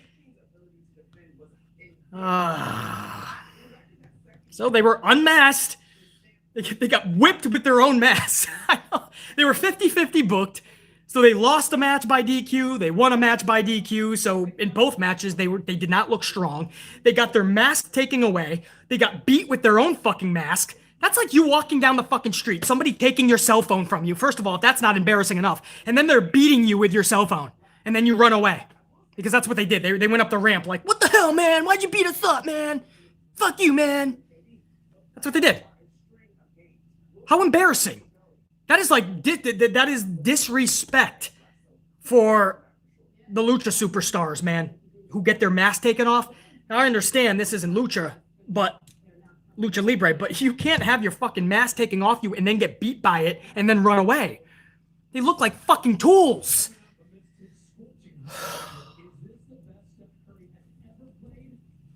Yeah, Carlos. It's harder to spell. Yeah, Vince doesn't like that. In fact, he probably doesn't even want him to be Dominic. Dominic Dijak? No, it's just Dom. D-O-M, Dom. Think about it like the guy from Fast and Furious. He's Dom. Have him go down in a fast car. Take him down there in an 80s Monte Carlo. At least they're unmasked. Whatever. Let's see what happens with him. Let's see if we can get Dijakovic back. Or is he going to continue to be fucking T-Bitch? Wouldn't doubt it with fucking the old man. Jesse Borsler, 2-spot. I also agree with you on Vince. Thank you, Jesse. But I'm not dropping opinion. I'm telling you, I've watched long enough. I've seen other people that we blamed get fired, so they're gone, and we think, oh, yes, they're gone. Now it's going to get better. It doesn't. As long as the top guy is the top guy, you're going to get the same trash. I've experienced that enough. Not just in pro wrestling, in life. I've experienced enough of that. Hey, who this up in here? That's PB Silla? No, that's Peyton Joshua. Sorry, PB Silla. I got to you. Peyton Joshua, 18's up in this bitch.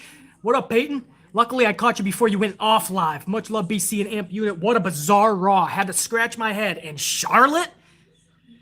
4 question marks? That's it, man. She ended the show. Some people think she's in hot water with upper management. I call bullshit. What do you mean? She's in the main event. She had the money shot where they faded in. She was the lasting impression. She got to beat up a ref. They're trying to give her a little bit of a stone cold rocket, right? The outlaw. That's not in bad graces with the upper management. That's telling you that Vince is trying to push her yet again to the moon. Peyton Joshua, I'm glad you caught the stream, man. This will be up live on the channel later in case you missed anything. So, Chubless the Bear, 5-spot. What up, Chubless? Salut. BC, what's your thoughts with WWE advertising 4 WrestleManias in advance? They're just trying to get money back. They're trying to get that excitement. They're going to try to pack the house. They're going to try to get all the sponsors on board ahead of time because they lost a ton of money in 2020, even though he got those billion-dollar deals. He knows a lot of money was left on the table because of the pandemic. So now he's going to announce the next 4, 5, 6. You know, the Olympics do that to a couple in advance. So I'm not shocked by 38 and 39 being called, but the fact that 40 is going to be announced as well. He's trying to recoup all that money, Chubless the Bear. Thanks, brother. Jeffrey Ross, $4.99 says, what's good, BC? I'm at work, so have this coffee and a like. I'm going to watch the show later and then watch your review after. Red Tea, go! Jeffrey Ross, thank you for showing the love, man, even though you're at work. Whoop that ass. I tell you that all the fucking time. Whoop that ass. This should be up on the channel later on, so appreciate the love, the support, the like that you threw. You probably put us over 250. We're headed toward 275 now on the likes. I appreciate it, guys. Thank you, Jeffrey. Mr. Anything for Salinas with a 5-spot. What up, Mr. Anything? Got a better job with more pay and responsibility, so I won't be on time for the live. But I'll watch and check back later when I can. Enjoy a coffee on me. Mr. Anything. Appreciate it, bro. 2 thumbs up for Mr. Anything. Kick ass at the new job, dude. Stay amplified. Appreciate it, brother. Kevin Heffenor, 5 spots, says, did you see the shorts WWE dropped that says, eat my tank, right on the front? No. That sounds actually pretty funny. Nothing I'll be sporting, though. But pretty funny. If it's for, like, Ember Moon and Shotzi, for instance, because they're female, they can get away with anybody kind of complaining. But that's pretty funny, Kevin. I would expect that in the Attitude Era. Peyton Joshua, 18, $1.99, says, big Dom fan since NXT. Yeah, man. Dijakovic, right? Him and Keith Lee had some fucking epic, 2 big dudes. And they would put on classics, bro.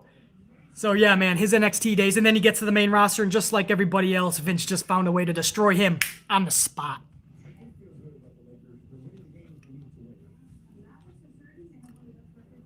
Ray Hunt, 5 spots, says maybe Vince Sr. should come down from heaven and smack his son with Mace's mask for ruining what was once his baby. His own baby, too. Vince took what Vince Sr. did. He made it. He put it on a more epic stage, and then he got content. He got older. He got richer, and he stopped giving a fuck. That's the truth, Ray Hunt. But yeah, a Mace mask smacking will probably do the trick. Woo! Damian Priest was up next. He defeated The Miz via Hit the Lights pinfall. Good chemistry, as I said, with Miz and Priest. I said this earlier. It was always lost in the shuffle with Bad Bunny and Morrison in the mix. Now that you add Maurice into the equation, I didn't mind this match at all. For once in the entire show, I just sat back and enjoyed it. Like all the idiots tell me to do. Just relax and enjoy the show, BC. I got to do it here because Maurice and Miz work so well together. Damian Priest is learning the main roster ropes with Miz. I like it. And I really hope Vince does not fuck this dude up because he has potential. Is he ready yet, Damian? No. He wasn't ready in NXT. He's not right now to be on the main slot stage. But he's getting close, bro. I like what I see from Damian. Sheamus then issues an open challenge for his U.S. title. Humberto answers the challenge, but Sheamus never had any intention on actually defending the title. Instead, he just beat the hum out of Berto. Literally beat the hum out of Berto. I mean, this dude got rammed through the fucking table, through the post, fucking bro kicks, literally taking his dome piece off. I mean, this dude was probably wishing he did not answer that challenge that never was. So, I like this booking by Sheamus. Looks like Humberto will continue his jobber role status, and Sheamus might get an actual little push. There's something crazy we don't see from this company ever. But time will tell. That's one fucking victory. Let's hold on here.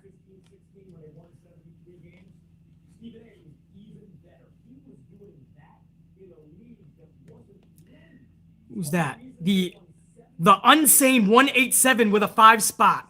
Thank you for the coffee, the Unsane 187. Thank you for supporting the channel, man. What is that, a Pabst Blue Ribbon too, man? Fuck yeah. They just signed Samoa Joe, didn't they? And Mickey James and Chelsea. Ship is sinking. So you blame the crew trying to keep it afloat? Make it make sense. Hand to face emoji, enraged. Exactly. He's obviously talking about blaming Vince and nobody else. Exactly. Because for years, we blamed everybody else, all the creative writers, the head creative guy, head of production, Kevin Dunn, everybody. And it kept getting worse and worse, even when they got fired or were removed. So at what point do you blame the captain of the ship? Exactly right, enraged. Thanks, brother.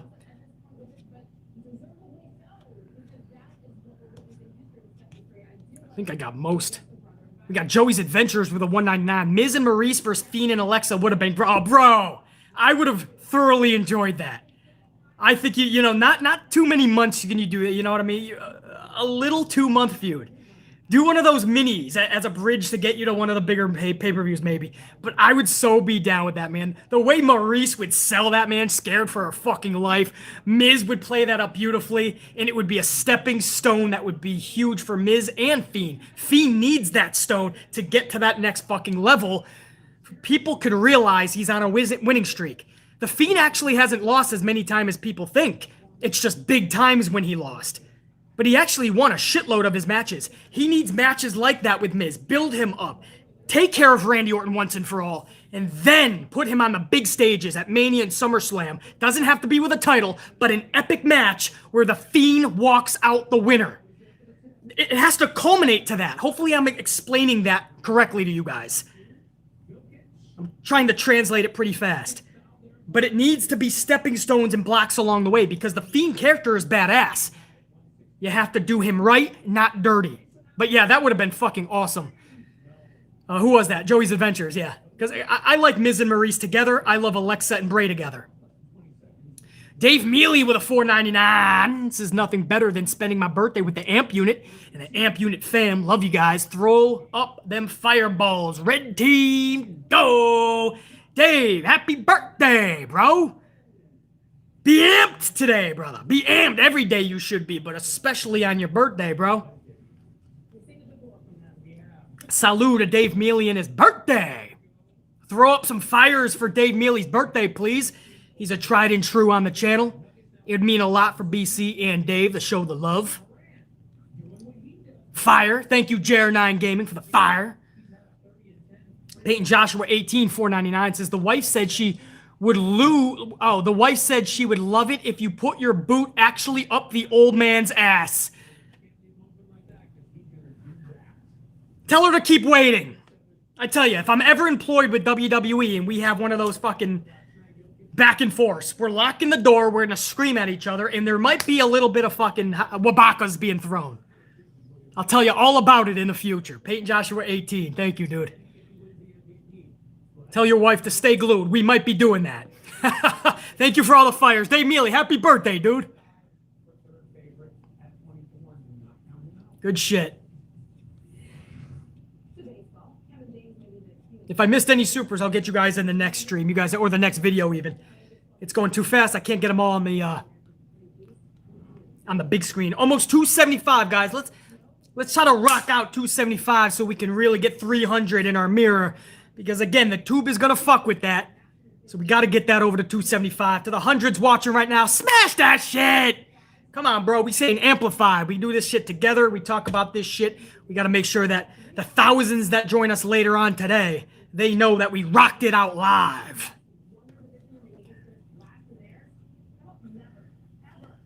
Main event was Charlotte versus Asuka. Asuka defeats Charlie via the awe-inspiring, ultra-devastating Farut roll-up.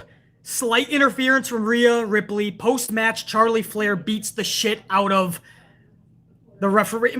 By the way, before I even get to that, did I even talk about their fucking stupid... Hold on, guys. Did I even talk about their three-way promo earlier? I may have missed this in hour number 1, because this is a true fucking story. There was an odd three-way promo. Asuka and Rhea Ripley came down while Charlotte Flair was having a promo. And I say it's odd because Charlotte talks some trash. Asuka then said, Charlotte, I'm going to beat you later tonight, bitch. And then Rhea Ripley was out there just to say, hey, Charlotte, Asuka's going to beat you. That was the segment. All of this was just to jump to another redundant Charlotte versus Asuka main event match for later on because we haven't seen it enough. Evidently, that's what we're being told. You're going to take this match and you're going to love it. All right, Vince, just give it to us, whatever. That was the whole segment in the first hour. If it wasn't bad enough in the very first segment to see T-Bar and Mace, in the very next segment after that, you saw a match you just saw last week with Shelton Benjamin, Cedric, and the Viking Raiders. You got the fucking commentator, Kirk Verk, whatever his name is, that's just trash, garbage to the... a degree I haven't even seen since Mike Adamle. And then you go into this weird triple threat promo that was for nothing other than to advertise a main event that we've already seen 27 times.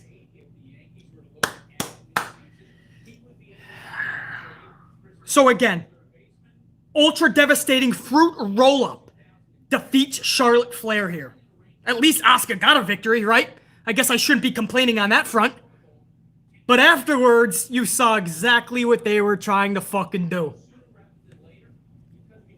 They wasted a huge ref beatdown spot on Charlotte Flair. That's pathetic, dude.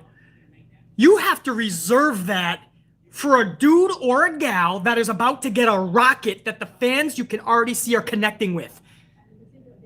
That's why Stone Cold worked in the anti-authority role, because Vince already saw the fans were already connecting, and we're about to give you the rocket and go full steam anti-authority. You saw it with Becky Lynch. Fans were already starting to see it, and Vince was like, all right, let's go full throttle, anti-authority Becky Lynch. Charlotte Flair, we saw it when Becky Lynch got injured. They tried to put Charlotte Flair, they tried to take Becky's gimmick and give it to Charlie Flair, and it didn't work. So here we are 2 years later, and they're doing the same thing. They wasted a referee beatdown segment for Charlie Flair? That should have been saved for a badass who's already connecting. Just like that. Just like last week, I called it, man. Like everything else, this will eventually lead to a triple threat match. Rhea Ripley, because she caused a slight distraction. Asuka, because she beat Charlotte, so she's still in the equation. And Charlotte, because she went outlaw status, beat the shit out of a referee. She's suspended. She never got to get her championship opportunity because she was away suspended. So now she deserves the opportunity. It's bullshit.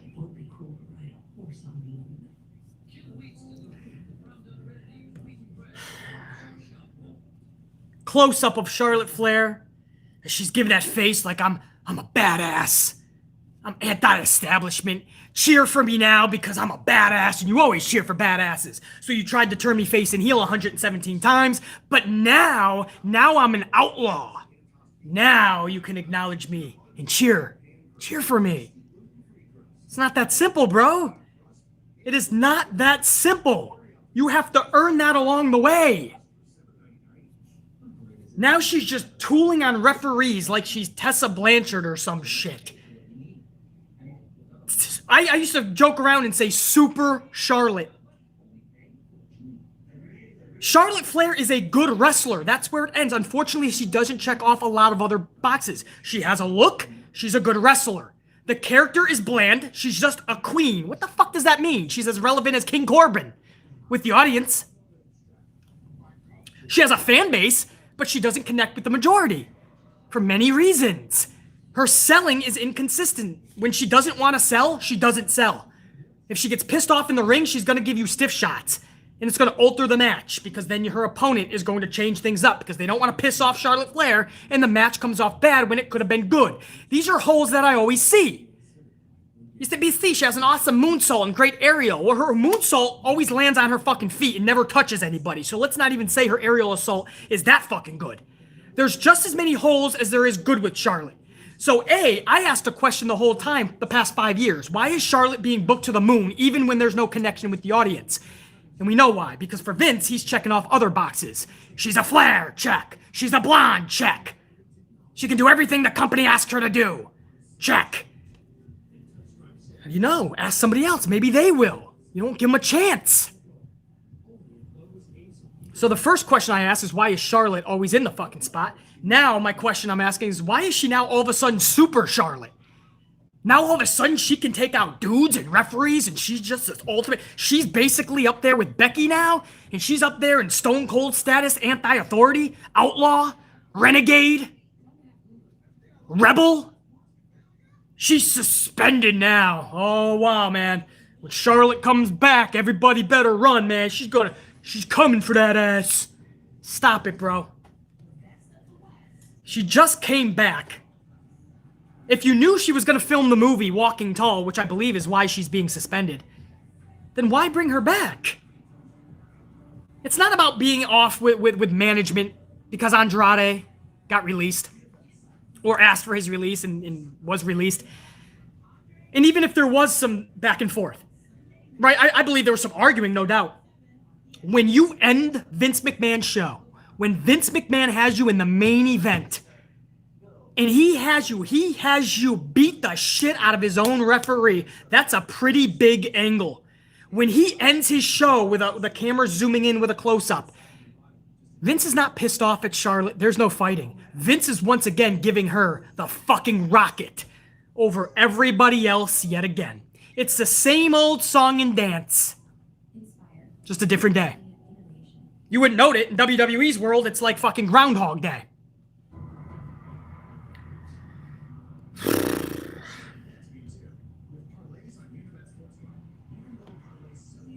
And that's the fucking show. That's the fucking show.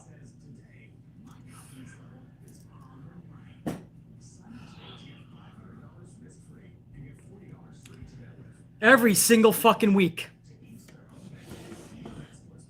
Every week. We tune in out of habit and hope. Habit because we tune in every Monday, every week, for years and years, it seems, right? And hoping that maybe, you know it's almost impossible. It ain't gonna happen, but maybe we'll get something good tonight. Maybe we'll have something that's gonna rock the pro wrestling world. Maybe we're gonna have something, just something to talk about in a positive way. And every week, it isn't just bad. It seems like it gets worse and worse and worse. And you say, oh, it's just because of people like you, BC. See, BC, you're the one who's making it that way. And then people listen to you, BC, and then they feel the same way, and then they regurgitate. No. Look at the fucking ratings.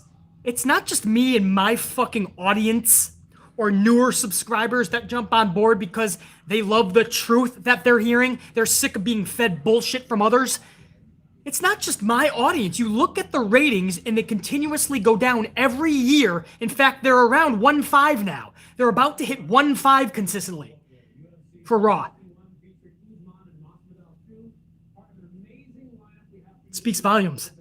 People no longer need to tune in the next week.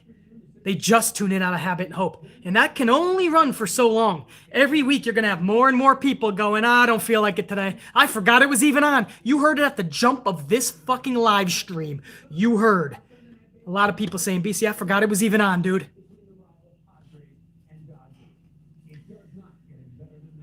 And that's why I say you can only blame one person. I ask you to do this. Blame one person because we have to start changing shit, man. Our voices is all we have. Whether he listens or not, he will definitely have people in his ear. He will have people in his ear, man. But we have to go right to the fucking top. Stop blaming everyone else. The cook is not going to fucking help you if your burger is overcooked every fucking week. Because chances are you already told him 12 times to cut the shit, and now you're getting the same overcooked burger with some extra spit in it. A nice fresh fucking loogie. You got to go to the owner. Something needs to change. I'm serious here, guys. By the end of this year, we could see this company at a 1.2. 1.2. At that point, Law & Order SVU could be a much cheaper thing to put in its spot. At that point, USA Network, NBC Universal, who owns it, would say, dude, we got to cut ties. We're sorry. We have a great connection. We've worked together for years, but you're about to pull in a 1.0. It's happening, bro. I've been saying this since I had the channel, and I was right every time. When I started the channel, we saw 3s going to 2s, 2s going to 1s. Where do you think this goes with the product continuing to be this fucking bad? I'm trying to have a heart-to-heart and be as honest as I can with you guys. I take no pride in saying that. I'm not one of these dipshits that comes in front when the red light goes on and I get in front of this camera. And I start going, man, I love when WWE fails, man. Fucking sucks. I want to see it succeed. It has to change, bro. It has to. Every fucking week we're talking about, it's not just every week we're talking about how bad it was. We're talking about how it was somehow worse than the week before. And this is still around WrestleMania. We're just after it.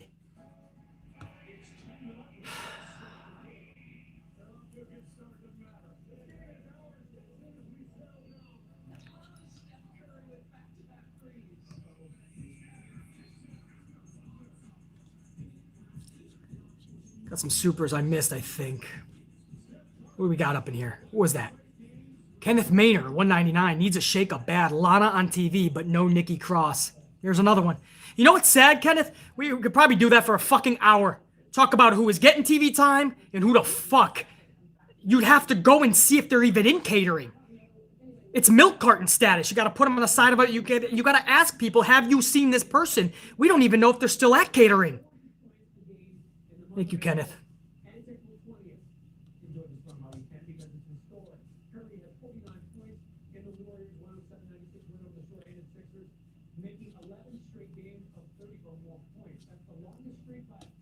Got some more supers here, guys. Oh, hey, by the way, almost at 300, man. Thank you, guys, on those likes. Major appreciation there. Christopher Blackshare, bro. Hopefully you were here for most of the stream. Good to see you up in here. $4.99 coffee. Catching this at work. Why didn't they show Charlotte being escorted out of the arena? Thank you for the coffee, dude. They probably ran out of time management. But I think that's what they wanted. They don't want to put the care into it. You want to know the truth, Christopher? I know the truth. They didn't want to put the extra time and effort. They didn't want to do the whole thing up the rampway, exit her out of the building, because it was the final spot anyway. So you're exiting her out of the building for what? The show's off the air. You might as well just keep her in the building. So, I mean, there's some believability to just leave her in the ring. But on top of that, they just wanted the close-up. They wanted you to have that close-up visual of the new outlaw of WWE. Because they're trying so hard to force Charlotte Flair into your good graces. If it works, great. At least it's somebody you guys can latch onto. I can't. I see how forced this is. It reminds me of Roman Reigns before he turned into an ultimate badass heel. This is just too forced. I've seen this before, this type of Charlotte. We're just redoing the same Charlotte we saw when Becky Lynch got injured and she took on the role, the gimmick of Becky in those matches with Ronda. Same thing. Christopher, thanks, brother.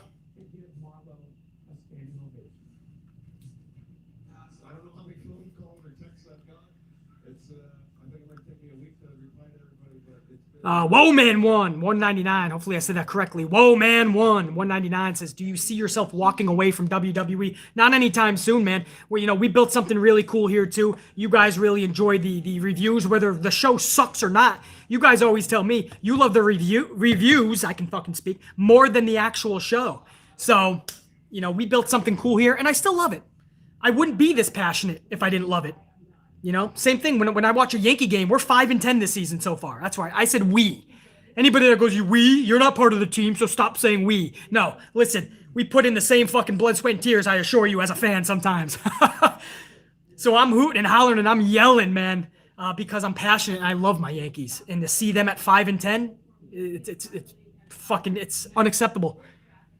Same thing with my New York Knicks for years and years being that bad. Bad is one thing. That bad, I'm going to fucking speak up and yell because I love it. Same thing with pro wrestling. Thank you, Whoa Man 1. I say no. But anything's possible, man, in pro wrestling. Joey's Adventures with a 5 spot. I have the perfect mini feud for Bray. Him versus New Day. Story is already there with Woods and Kofi as a world champion. I would love that just because the New Day is the ultimate, like cheer for us, They're colorful. The kids love them. And then here it reminds me of Ultimate Warrior and Papa Shango back in the day. Ultimate Warrior, he was colorful. The kids loved him. He attracted so many. And then you have this ultimate bad guy like Papa Shango. So I would definitely love that, Joey's Adventures. And then the storyline would just progress itself. Carlos Ray with a 5 spot. Salute, Carlos. Great live, BC. Salute to you and the AMP unit. Check your leader. Carlos, glad you enjoyed it, bro. Good to see you back in here. I'm glad we could rock it out for another couple hours, dude. Thank you. Ray Hunt, 2 spots as WWE at a 1.2 rating. Scary to think about. I know, and Ray, I said that when I said what happens when they go into the ones. And I asked you guys, could you picture 1.9, even 1.7? And we were all like, oh man, that better never happen, BC. And guess what? Guess what happened this past year? 1.9, 1.8, 1.7. So we're talking about it. We don't want to think of it, but it's possible. Ray Hunt. I know, dude. Jer9 Gaming.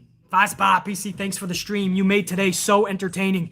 You are the best, and I love hanging out with you in the AMP unit. Much love. Check your leader. Jared9 Gaming, thank you for the kind words, man. I'm glad, just like I told Carlos, I'm glad you were up in this stream. I'm glad you caught it. Thank you for showing love and appreciation to the channel. And I want you to know, BC sends it right back, dude. Thank you. Appreciate it. Guys, I'm not going to keep you here any longer. It's been about 2 hours. We're 5 seconds away from 2 hours. We're almost at 300. That'd be really cool to smash that out. If it happens, it happens. If the tube happens to take 50 away or whatever, then the tube takes them away. But at least we know live that we went over 300, bro. That's all that matters. They can take away subscribers. They can take away likes. They can take away comments. But they can't take away our fucking amplification, our passion, our continuance to keep growing. Because we will. Whether the tube is helping us or hurting us, we will keep fucking growing, man. We'll keep being badass. So I would like to hit 300 live, but we'll see, man. Kobe Talks, man. I know, dude. We're about to close it up, but at least you got to say what's up. So Kobe Talks, we'll check you. Daniel, Carlos, Damian Swampy, Santivia Major, Iron Riaz. Where's Blueprint Nation? Did he make it? Jennifer Pierce? No? Well, you guys, man, my tried and trues. SOS, obviously. Ray Hunt for that 50. Ray Hunt with the fire. The fucking biceps and coffee, baby. That 50 spot. Thank you to all my supers, man, that showed some love and contribution to the channel, man. You guys rock. Again, Jared9 Gaming. Janelle, Jeff, Eddie, we'll check you. Jazz, we'll check you. Jazz, man, good to see you up in here, Jazz. Reggie Wolfpack, Captain Solo. Man, it's going fast. I can't say. War Dog, Red Team, go about whoop that ass, War Dog. William F, thanks, brother. Go whoop that ass. TKG Triple J 82882. Jesse Borsler, last second 5 spot. BC, thanks for the show today. I always enjoy watching, especially when I forget the show is on, like I said earlier. I got you, Jesse. BC, for the most part, sometimes there's shows that I have to miss. Let me get a swig. Even though we're at the end, man, we gotta be coherent here. There's some shows that I have to miss for prior engagements, other things that need to be taken care of, but even when there's a shitty show, you can bank on BC having a review the next day, man. So, Jesse, I'm glad you enjoyed the show. Thank you for the kind words. We'll do it again soon. Brandon McCrae, Lucas Allen, Tomeo the Gamer, Ryan Armstrong, Marie Applewhite, what up? Ross, 51983. Abdiaziz, hopefully I said that right. It's going fast. Abdiaziz. Mr. Charles Grin, James Miller, Stone Civilian, Kev L, Laura Wilhelm. What up, Laura? Mr. Black Ice 22. I said Brandon McCrae, right? Yeah, Michael Jackson. Love that name, man. Pimp Jesus, Beast Morgan. I said Jesse Borsler. Jazz, make every podcast where you talk about your sports teams. I love to hear your reactions to some of these fans. Yeah, especially these Yankee fans. Jazz, thank you. Notorious Heel, Red Team, go. Jihad. And again, Robert Hurt. All you guys, man, I can't get everybody. It's going weird on my stream, but much love to all you guys. Christopher Blackshear, every one of you. Thank you for hitting over 300. I just saw it. We actually did just clinch 300, guys. So awesome. Thousands of people will be joining this video later. They're going to see that we whooped that ass on the live stream. Notorious Nikki Smith. Thank you. Everybody, BC's got to go get another coffee and whoop some fucking ass. Oh, look at that shit. Oh. Look at the delts, bro. Look at the fucking are you kidding me? These are like cinder blocks, bro. These are fucking cinder blocks, bro. Much love. All you guys, check you. I'm out. Oh, shit, yeah. We got that. God damn. End it before I say end it? No, we end it when I fucking say. Check you guys. We out.